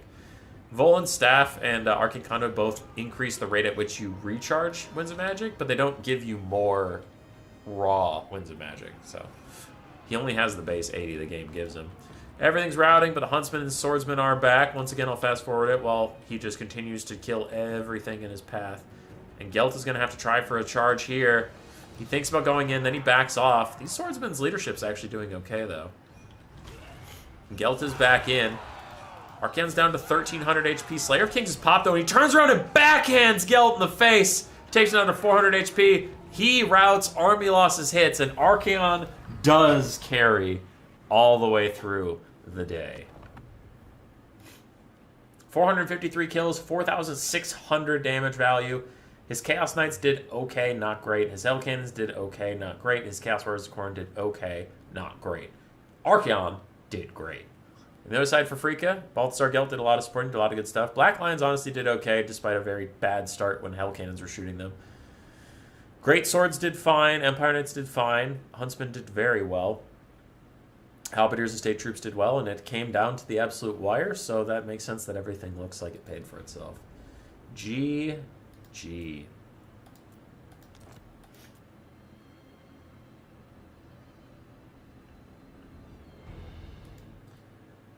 All right, here's the bracket. Just update it real fast. So Koala advances to fight Stitler, so they should be fighting now. And while we wait for that, Bwags versus Dr. Nerd, their game is complete. We'll cast that right away and see who's going to finals. Dr. Nerd was sitting with his bye round because he had a perfect 4-0 sweep through the Swiss stage. Everyone else you see in the top 7 had 3 wins. So we had a 6-way tie for second. I don't think you want to cast mine in Bwag's game. I will cast everything. It's short. Shit happens. Some games are slaps. I played Nameless Order today, and we had one close game, and one game I just got fucking massacred. It happens. For Bwags' Empire, we have a Luminarch of Hysh, triple Outrider with Grenade Launcher, 4 Empire Knights, and then a single Handgunner with some State Troops around it, Boris Todbringer, and a Jade Wizard. Patrick Walker, hell yeah, dude, get it. On the other side, we have 5 Dread Spears, including the Helabroni. Knights of the Ebon and Claw, 3 Dark Shards, 2 Witch Elves, 2 Cold and Dread Knights, 1 of which is Knights of the Ebon and Claw, and a Feral Manticore, Crows of Cain, Supreme Sorceress, Dark and Soul Stealer on a Dragon. I can't handle the Smell Pit Abominations. It's true, because they're trash. They're awful. Garbage. Luminarch of Hysh. Hysh is trying to shoot the Supreme Sorceress of Dark. She does have a very high HP pool, plus some missile resist, so he's not one-shotting her like he does some other lords, but he's still getting good damage out there. And she's down to half HP. She is routing as a Manticore has landed on Boris, is doing some damage to him. The Outrider's Grenade Launcher is doing real good damage on the front line, but Empire Knights used to peel off the Knights of the Ebon Claw are using their lives to peel off those guys. The Dark Shards make them regret it. The Knights of the Ebon Claw themselves actually do a lot of damage. Crows of Cain routed off from, it looks like, a grenade volley. And the Luminarch of Hysh is still trying to fire in. Everything is routing away from Boris because of his very, very spooky double debuffs to your leadership. So everything is routing. Empire Knights got onto the Dark Shards, shutting those guys down, and the Outer grenade launchers are toasting this Dark Elf front line. My goodness, my gracious. Are they using any matchup? Lance Demigryph Knights? Maybe Lizardmen. I know Blood Penguin likes them a lot. Alright, Boris is trying to chase off the Supreme Sorceress of Dark. She does Soul Stealer immediately on rallying onto Boris just to give herself a little bit more HP and stay in the game. We have one Dark Shard that's still firing. All the rest are shut down. One Cold Dread Knight is actually straight up dead. It's a really nice breath attack, hits some Outriders. But Witch Elves are trying to get involved. The Empire is just winning everywhere. They got into the Dark Elf backline, shut down all the Dark Shards. Their skirmish is killing all of the Dark Elf front line. And then their Luminarch of Hysh is sniping out the enemy lord. Knights of the Ebon Claw try and stop the Luminarch of Hysh. They have killed the Handgunners and they've killed some Empire Knights. They're really just trying to put this game on their back, but it's not looking like it is enough. Yeah, Patrick. Blood Penguin uses Demigryph Knights with Halberds. If you ever see him playing, he's probably going to bring him. Empire Knights still grinding through these Dark Shards, but the Hellbroni are actually beating up these Empire Knights. Those guys will probably want to back off here pretty soon. Witch Elves are all routed. Balance of Power is tipping into Army Losses territory, and that is a GG. My God, those grenades. 1,600 value, 1,400 value, and then 700. Luminarch of Hysh, 800 value, just 800. Boris did okay, Empire Knights did okay, Handgunners did okay, but it was the grenade launchers carrying the game, man. Between them, it was about... Oh, Lances! Oh, Patrick, Lances. Okay, yep, I'm sorry. Here.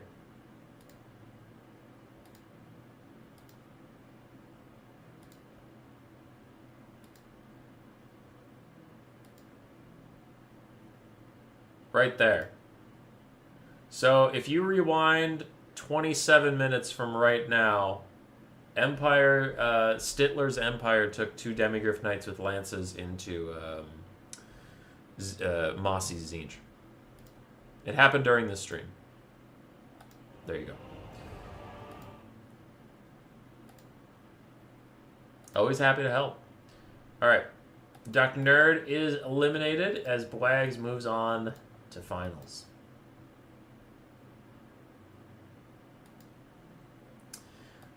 There, sorry, I drew the arrow while you couldn't see because I'm dumb. But yes, sorry. When I think Lances, I think anti-large, so I'm just dumb.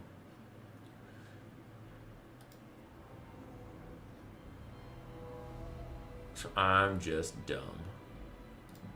All right, we haven't seen any Skaven today. That could be fun to cast while we wait for the bottom semifinal. Some Tomb King's Norska could also be late. We have not cast a lot of Sunman Goon today. Or Pra 2.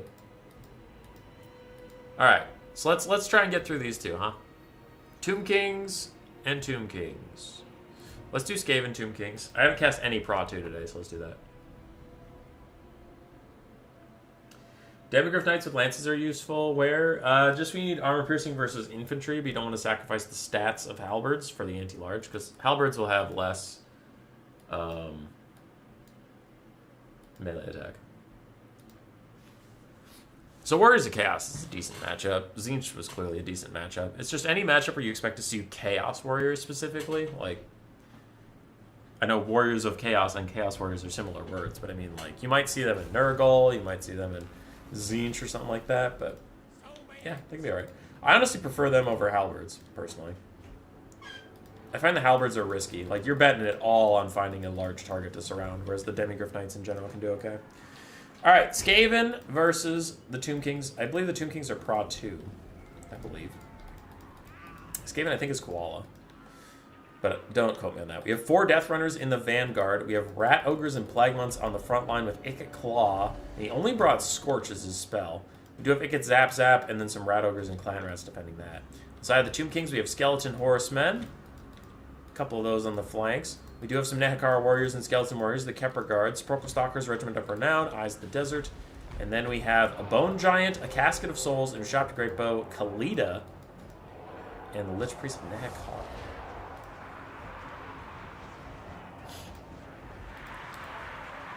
So, the Casket of Souls is bombing Ikit Zap Zap and the clan rats associated with it, but the Death Runners are here, and Ikit Zap Zap is winning the fight with the Casket of Souls in this massive flank.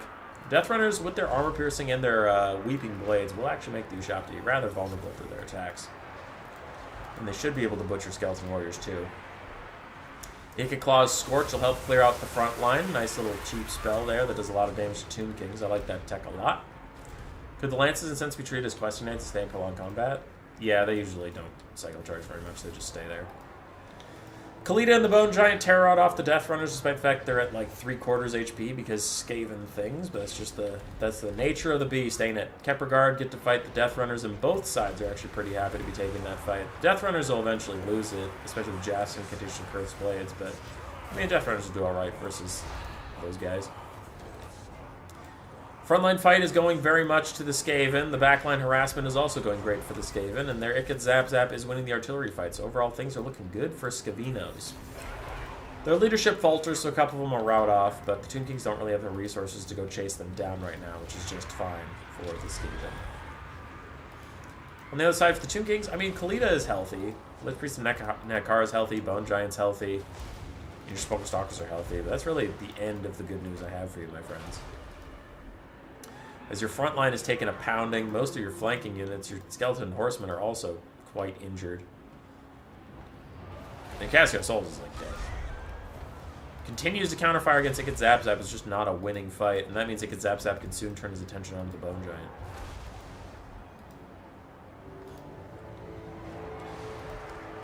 I don't know what the Bone Giant's firing at this exact moment. It's not looking amazing for him.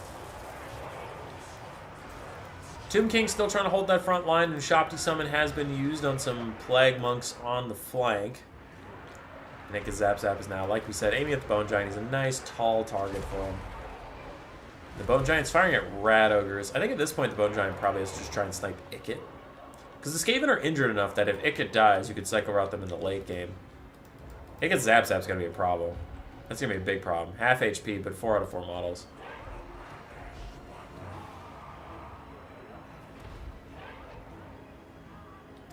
Ever taken the time to try and duplicate 2 or 4 exact battles in a row and determine how strategy is effective and not effective? Pete R., I am confused. I'm not trying to be a dick. I'm just telling you I'm confused by the question. Do you mean like the same builds or the same faction? And would they... Okay, when I say the same builds, do you mean 2 different factions, but they agreed to take the same build over and over again and see if they can play it different? Or are you talking about like Empire versus Empire, we both take the same Empire build, and you just see what strategy matters? Yeah. Some clarification would be nice. Anyway, on with the game. Sorry for that brief distraction. This Ushabti Greatbow did survive a hell of a lot of violence, and this Bone Giant is down to half HP. Ikit Zap Zap still has 8 volleys left, which is quite nice. The Tomb King's front line is coming out on top in the end. Yeah, if you explain the test you want, then that would make sense what you're asking me. Skaven are rallying a bunch of almost dead people, and a Venom Staff cast from Kalita does hurt some more Rat Ogres. Same build, same strategy. Oh, okay. Yeah. Okay, I get it now. I don't know. Could be interesting. Especially if you go with, like, a historical aspect, right? Where you just go with, like, Empire or something. Each agree to do the same things. Oh, wow. That's extra intense. Anyway. Nekar Warriors and Skeleton Warriors going to fight back against these Rat Ogres, but the Nekar Warriors are just about toast. These Ushabti Greatbows are also about dead. Ikit Zap Zap is still firing. He only has 4 shots left. Another Venom Staff cast from Kalita, though, actually does significant damage and does rout off and shatter some Rat Ogres. Routs off Plague Monks, and Death Runners will be closely behind. But the Bone Giant's getting low. I mean, 3,000 HP is still a lot, but it's relatively low. Ikit Claw uses his last Brass Orb, probably? Yeah, his last Brass Orb on the Kepragard. Sporkle Stalkers regiment around did get pretty far into getting towards Ikit Zap Zap, but now they're beset by Plague Monks and Death Runners that they have to push off. which they will. And this Lich Priest in that car is trying to rout off the Death Runners in the background. It looks like a Bone Giant's going to be used to save him, because without him, the Lich Priest would just die. But the Death Runners are pushed away by the hero Bone Giant. Just a thought, thanks. That could be interesting, just to see like how reproducible results are. I've never thought of doing that, no. Like, that is a brand new concept to me. So I'd have to give it some serious thought. Bone Giant is put in his grave by Ikit Zap Zap, though. With its last volley, it kills the Bone Giant. Bounce power is in the favor of the Skaven, but all is not lost as the Eyes of the Desert. Some Rat Ogres who were already shattered blocked a shot that was meant for Ikit Claw. Like, I actually saw them targeting Ikit. But they blocked the shot. Now Ikit is surrounded by anti-large armor-piercing dudes, though, and he's trying to get away. It looks like actually both sides are okay with getting away from that one. Still a full-health Rat Ogre that used to be guarding the Plague Claw Catapult, now coming forward. Kepperguard still healing up a little bit as Kalida's full HP and chilling.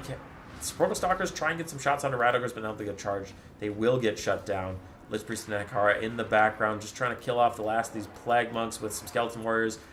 The Plague Monks shatter. The Skeleton Warriors will crumble to dust before they ever rejoin the fight. So both sides just taking an L. Kalida and the Kepperguard doing what they can. And by that I mean mostly Kalida at this point. Stalkers are dead. These healthy Rat Ogres will be a big problem. Kalida's doing her best to fight it out. Ikit Claw rolling through. He probably has another Scorch in just a second here to finish off the Kepperguard. There it is. But one of his clan rats is also routing. The other clan rat half HP, Rat Ogre just above half HP, and Ikit himself half HP. Can they all kill Foot Kalida?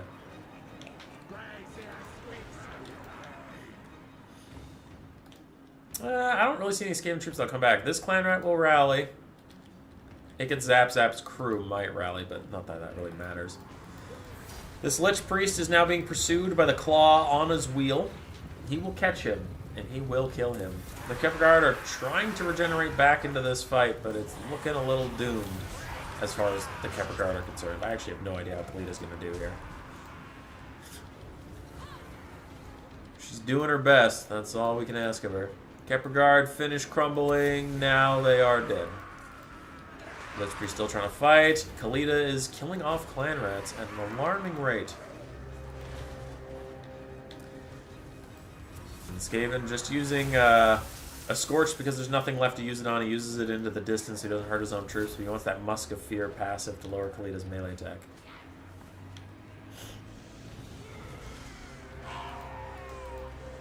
Lich Priest of Nehekara takes big damage from Ikit Claw. Now he starts crumbling.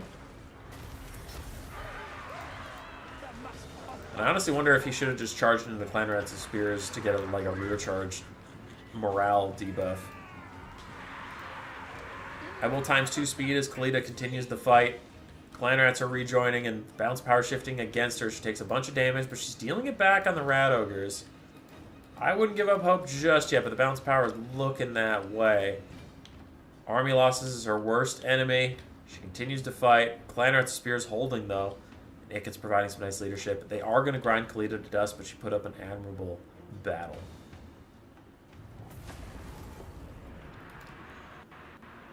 GG. Between Koala and Pra 2.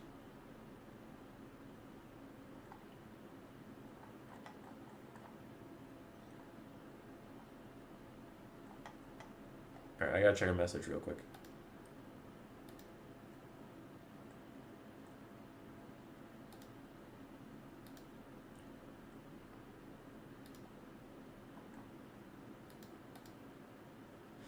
Alright, another pitch. Thanks for content. Anytime, dude. Another pitch for anybody that is watching this and is a new player or wants to do these things. You also don't have to jump straight into a tournament to get some good games. I know you're probably thinking about the matchmaking ladder, and that exists. But something we've been trying to get going that we've always struggled with is this best of 1 practice pit, where it's just new players only, and they match up.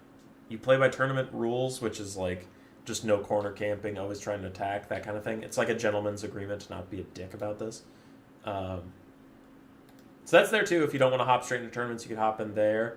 Or if you want to bypass tournaments, you can just do find matches in my Vermin League. It's best of 3 tournament rules. You match up with people. It makes a leaderboard with stats based on if you win, you get points. If you lose points, and it gives you approximate ranking. And then February, we'll be doing playoffs. So Skaven slaves will all fight each other, while clan rats all fight each other.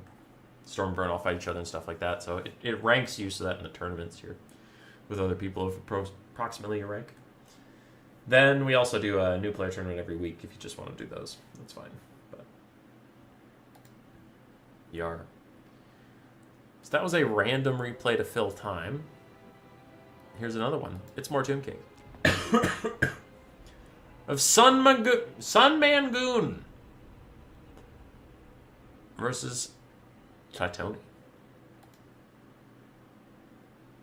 Once again, Skaven leadership comes in clutch. Dude, it's always coming in clutch.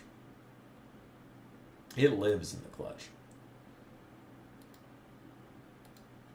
If you're wondering where we're at in the actual bracket, I can pull that up quickly, but Koala and Stitler are still fighting on the bottom to go see who fights Bwags in the finals. We're still waiting on that replay.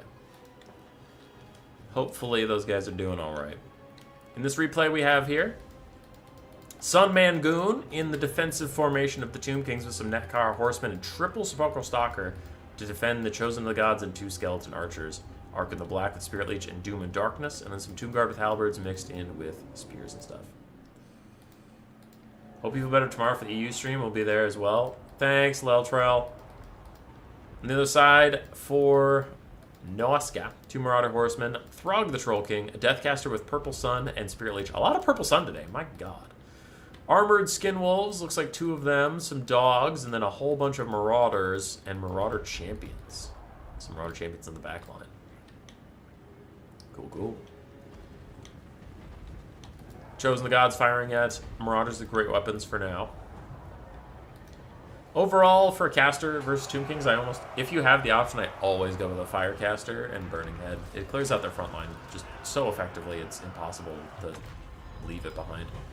Purple Sun casts between 3 units so that whatever direction it goes in, it will hit something. I still don't know if it's worth 18 Winds of Magic, though, as it does half health to a Tomb Guard. Armored Skinwolves tried to join the fight. They got Sepulchral Stalkered in the face, and they're now running back to where they can get some healing without dying.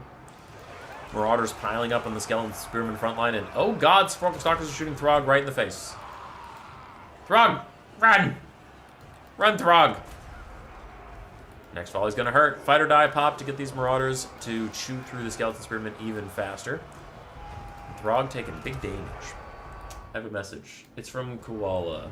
So that means our other semifinal should be done, unless he's messaging me just to say it's still in progress for X reason. Sepulchral Stalkers and the Chosen of the Gods push off the Marauder Horsemen very effectively. Knowing my luck with Vortex spells, it would have gone somewhere else. Throg is going to route, and then Overcasted Doom and Darkness tries to get all these other Marauders to route, though I think he was mostly just focusing on getting Throg to route there. Gone back towards my own troops. Oh, I see Novix.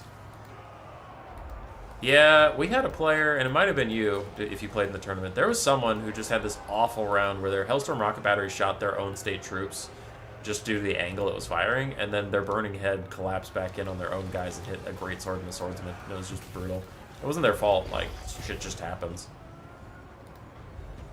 Norska's having a very hard time getting through this front line of the Tomb Kings, man.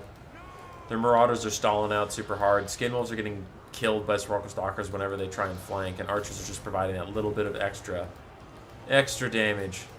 But the triple Sepulchral Stalker is doing amazing versus this Norska build. The Skinwolves are just completely countered. Throg getting attacked by Netkar Horsemen, and even a Ushapti summon from the Tomb King's armed passive is out here just to make the Marauder Champion's lives a little bit worse.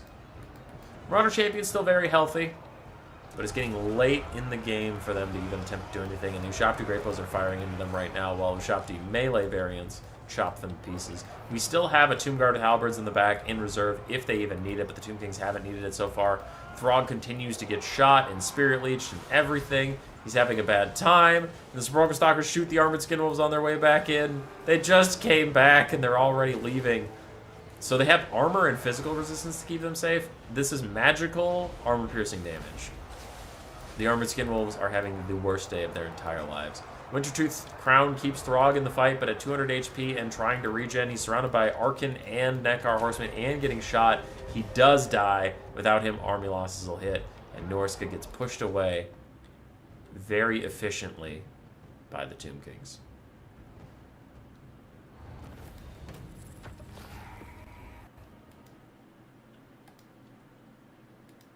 All right. I have our other semifinal.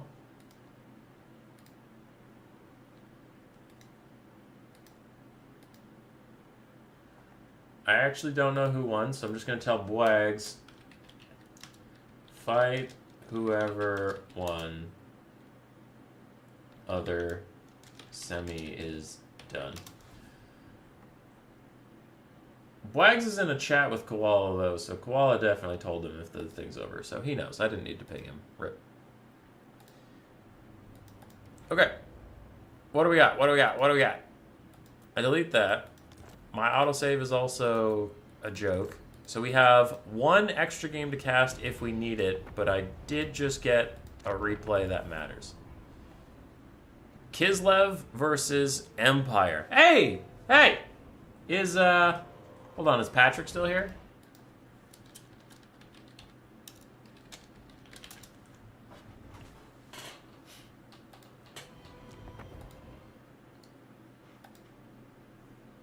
For anyone who's confused about where we're at, this is the bottom semifinal. This is down here. Stitler versus Koala. Whoever wins this goes to fight Bwags in the finals.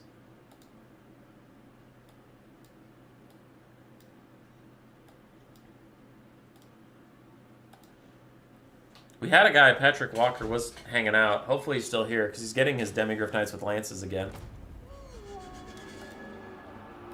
Alright, for Stitler and the Empire, we have two Outriders with grenade launchers. Ooh, a very tough matchup for them to be in, because all of the Empire frontline is going to, the Kislev frontline is going to fire back at you.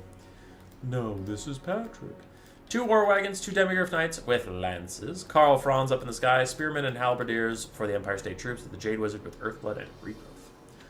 On the other side, we have two basic Warbear Riders, a Patriarch, two Little Groms, two Things in the Woods, an Ice Witch of Tempest with Hawks of Miska and Hailstorm, and then four Armored Kossars. Outriders are going to fire and then try and run away before the pistols get too much damage onto them. But that's why they have a bad fucking time. Also, their missile strength isn't armor piercing. It's just a really high weapon strength. So both Outriders already taking critical damage. The Empire's not happy about that in the slightest. Little Groms are also going to fire really well against War Wagons if they decide to fire that way, but for now they're just going to harass the Outriders on their way off the map. There, the Little Groms are retargeting onto the War Wagons.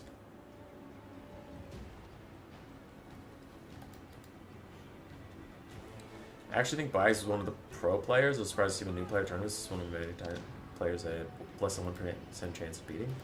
Sorry, I know I stumbled through that. Yeah, Bwags is real good. Bwags is real good. He just hasn't won a new player tournament yet. He hasn't played in one for a while, so I wonder if today will be his day, or he'll graduate. Because he's just been grinding a Vermin League and stuff, playing like a bala. War Wagons dodging the Little Grom shots quite nicely. I don't know if it's intentional or coincidental, but they have been dodging pretty much everything Kislev's thrown their way. Armored Kossar is going to fire their pistols at the front line for a little bit. Full fun. Just get some damage out, might as well.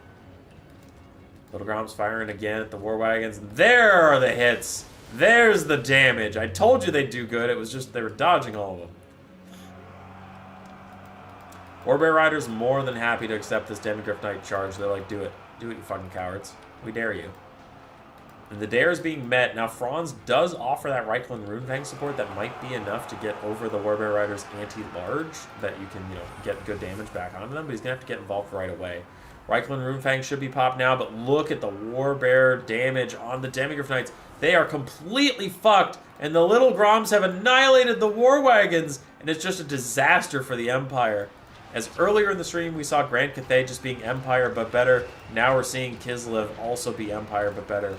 Their elite cav is better than your elite cav, their artillery chariots are better than your artillery chariots, and their front line is better than your front line.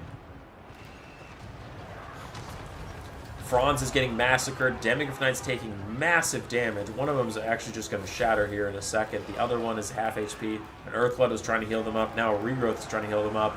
And Franz, I mean, he's trying to fight, but all they've done in this time is almost kill a Warbear Rider. But there's still a full health other one. There's a Patriarch. They're all doing just fine. Little Grom's continuing to push off the war wagons that have returned. They have 2 models left. The other one in the distance has 2 models left as well. And Franz's Demigryph are going to fall back. They did not like how that went at all. For the Empire, balance power is already critically low, and I would definitely agree, as the state troops are worse than armored Kossars. Now, there's more state troops than armored Kossars, but it's not going to be that effective. Little Grom has killed or shattered a war wagon. It looks like he killed it. So now they're firing at the Demigryph Knights to try and poke them down. Franz has nowhere to go, nowhere to be. He's going to try and snipe the Ice Witch of Tempest. But he misses the charge attack and she runs away. The Little Groms are safe and sound. They should just shoot at the halberds? Because the Warbears will take care of the Demigryphs like nobody's business. Look, they're doing it right now. Little Groms shoot at the war wagons that are back, and they're both dead yet again. Demigryph Knights routing, and they're just going to die in the clutches of these bears. Franz comes back here. He could kill the Little Groms, but I wonder how long it'll take him to do it, and if Kislev will get here before he finishes up.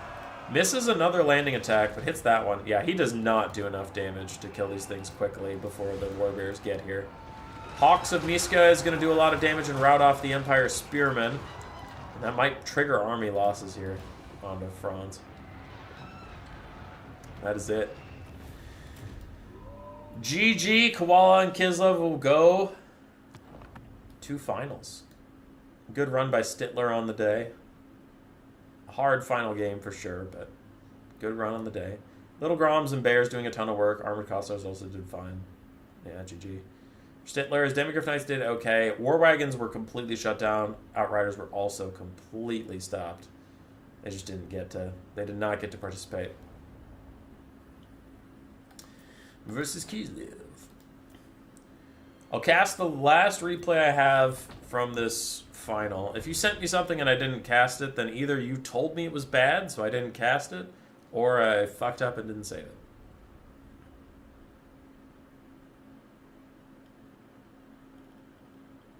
Bye, Freaka. Thanks for staying up this late. You also know the VOD exists. You could have gone to bed and just watched the VOD, Freaka. You could have watched the VOD. Okay. So. Paint. I'll pause this. Anyway, paint.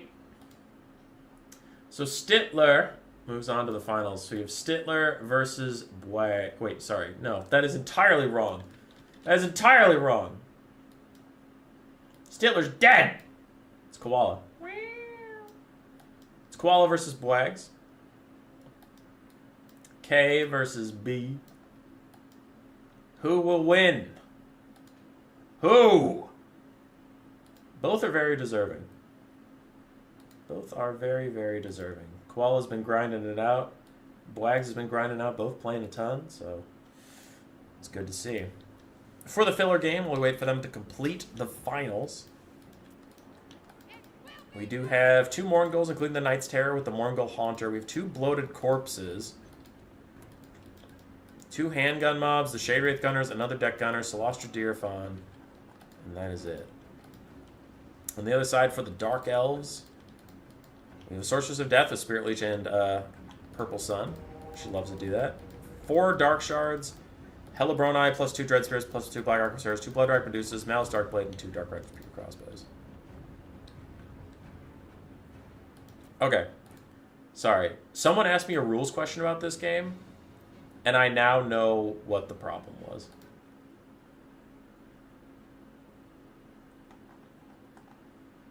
So sorry, I have to message Mel real quick.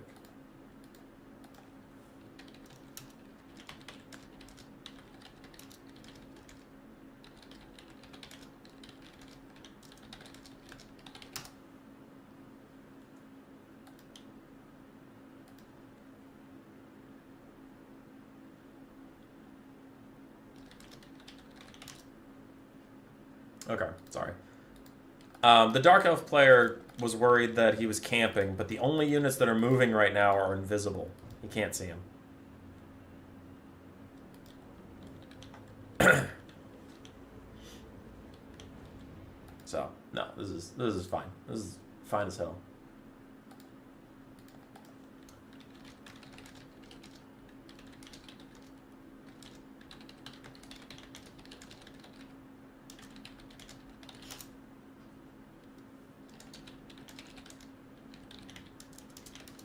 Okay.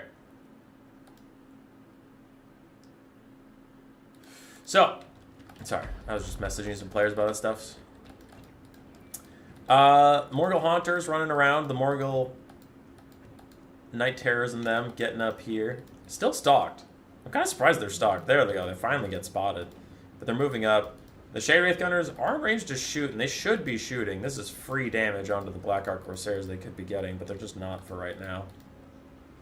And the Morgul Haunters are closing in. They're going for those Dark Shards. They're going for them.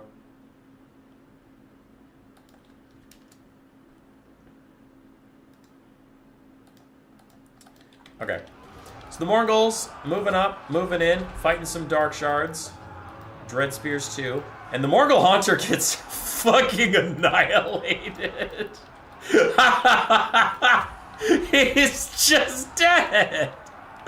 Oh, the bloated corpses in the trees get spotted by the Dark Rider repeater crossbows. Holy shit. That is so funny. He died instantly. Just instantly. Anyway. Morgul's terror out one Dread Spear. They rout off a Dark Shard, and now the Bloodrack Medusas are firing back at them. Meanwhile, a Purple Sun was cast onto some Deck Gunners, but it does not cause too much issue.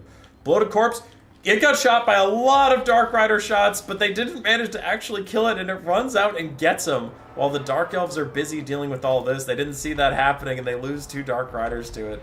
Shade Wraith Gunners are teeing off onto the Bloodrack Medusa, doing really good damage, and the Night Terrors are just wandering through these Dark Shards right now. As other Deck Gunners are firing in too. And I mean, this is turning out great for the Vampire Coast in a way. They lost their hero, which was rough, and they're losing these Night Terrors and stuff, but they're getting good damage on it otherwise. I mean, like, a Bloodrack Medusa's down to half HP, another one's taking some damage.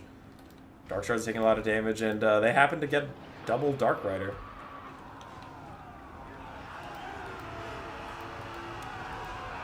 The Night Terrors' leadership is lowered by the Demon's Curse, which might get them to start crumbling sooner. The Dark Elves are falling back. Lighting up these Morghuls, though, once again. Syrene's moving up, too. That Morgul is just about toast. Mouse is going to finish off this other Morgul. And in the background, Crane Gunners, no, Deck Gunners, different one. Deck Gunners are firing at that. Bloated Corpse charging into the Dark Rider Repeater Crossbows. Once again, they can't quite kill it. And they take a second Bloated Corpse to the face. And they'll rout yet again. Sirens surround Malice, but they're mostly just getting pin-cushioned. And this is turning into a really bad time for the coast. This is turning into a bad time.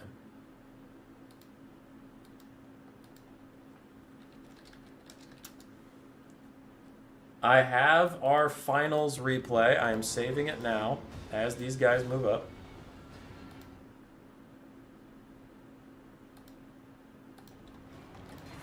And the handgunners have moved up. They're firing into the Dark Shards. Get pretty good damage on that first volley. The Night Terrors are clinging to life, man. They're doing their best. As the Spirit Leech hurts Celostra, and then she overcasts Vanguard's Revenge, and it kills everybody! Oh, the damage! Oh, that was like 3 units just dead! Look at all these dead Dark Elves! Look at them all! Being dead! As handgunners and the Shade Wraith Gunners continue to fire at the Bloodwrack Medusa, they're gonna kill off one of them, while Malice continues to fight Sirens and the Night Terrors. Balance of power is about dead even, as both sides have taken just such redonkulous damage.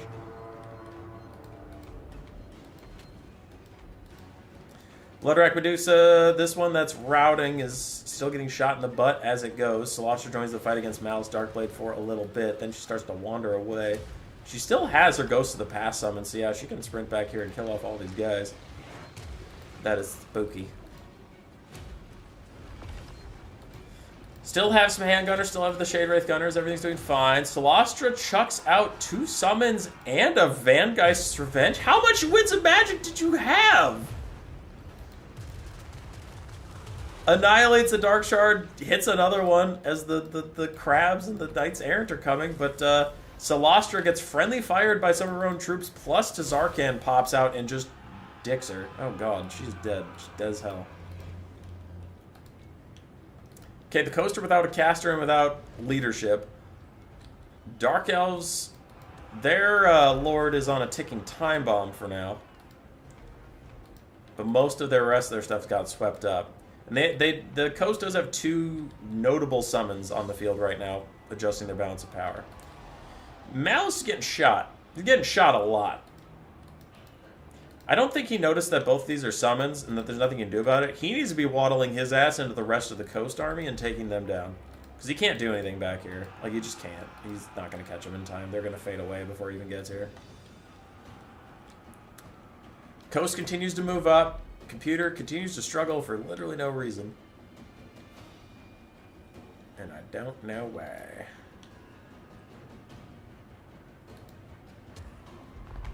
I'm going to close my Microsoft Paint drawing, even though it is gorgeous, because for some reason the computer is, like I said, it's chugging along, and I want to avoid a crash if at all possible. Alright.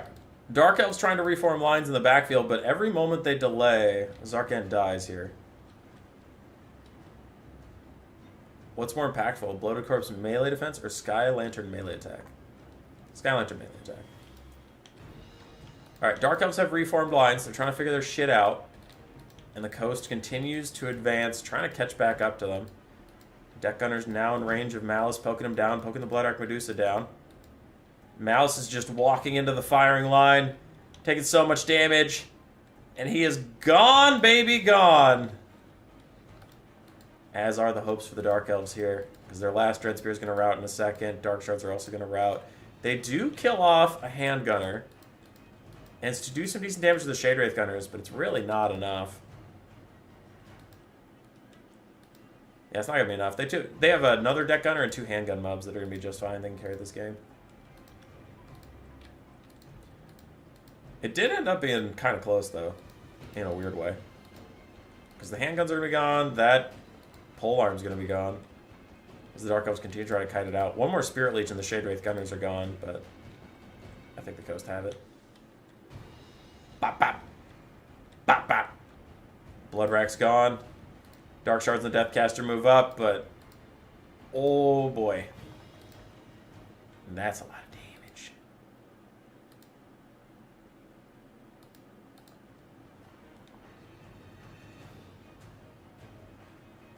And I don't see what a lone Deathcaster can do.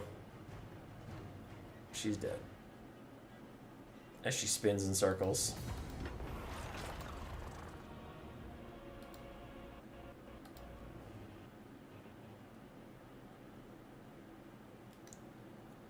I want to see Sloster's value, but after that I am going to shut the game down for a second. Alright, Sloster, good job. Alright.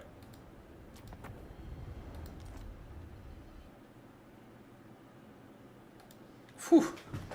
Sorry, we're getting real close to crashing, and not just like a Warhammer crash, like a whole computer thing, and I don't want to deal with that. So 1 second. I'm opening up Task Manager to see what's going on here. All my specs are fine. Okay, so hopefully just restarting Warhammer is good enough.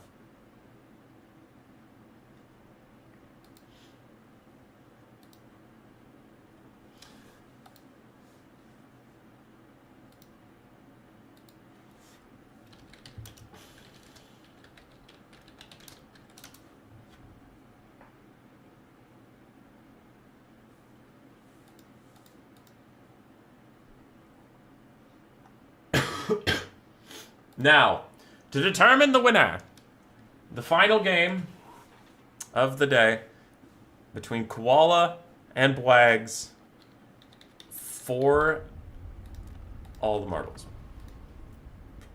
It's a Demons of Chaos mirror, and we're still struggling for some reason, but we're just going to have to muscle through it.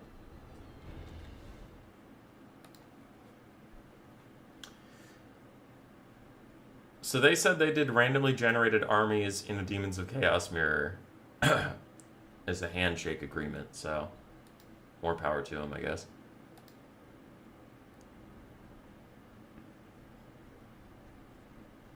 In an awful lot of single entities, because autogen tends to do that.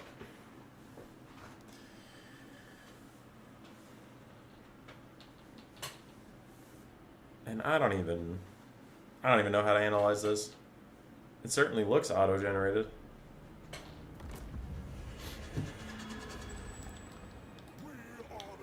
Alright, for Koala, we have the Bringers of Beguilement, some Nurglings, some Demonettes, Hounds of the Blood Hunt, Barons of the Bog, Beast of Nurgle, Chromatic Abomination, Soulgrinder of Khorne, Exalted Keeper Secrets of Slaanesh, and then a Lord of Change.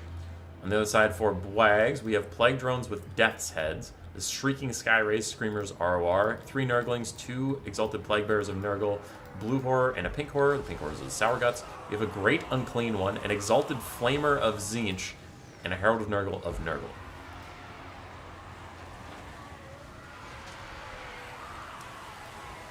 Anyway. The Exalted Plaguebearers are chucking at the Soulgrinder of Khorne, doing a ton of damage to it, while the Lord of Change dives the Exalted Flamer, trying to kill him off nice and early. That is pretty free value. Nurgling's already dying in droves as Demonettes of Slaanesh and Exalted Demonettes just grind through them. But so is the Soulgrinder of Khorne. He is dead and gone. Where's the Exalted Flamer? Did he already die? It looks like he already died. Okay. Well, Exalted Flamer died before we even got to see him live. But that's fine.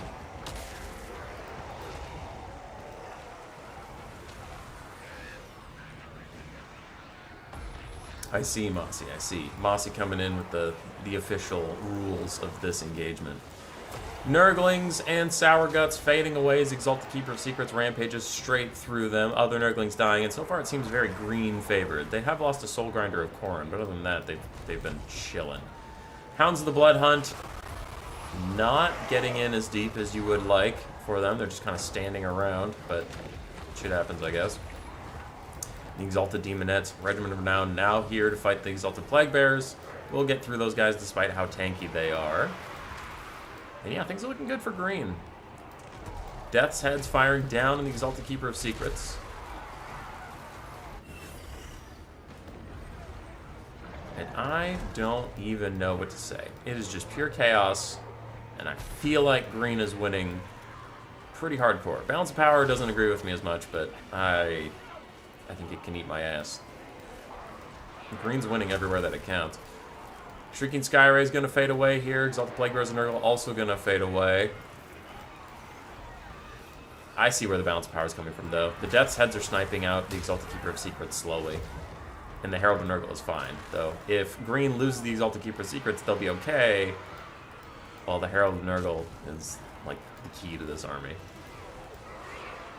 Anyway. Chromatic Abomination still firing at the Great Unclean One, who is swamped by Nurglings. Doing fine damage to him. It looks like he's already used...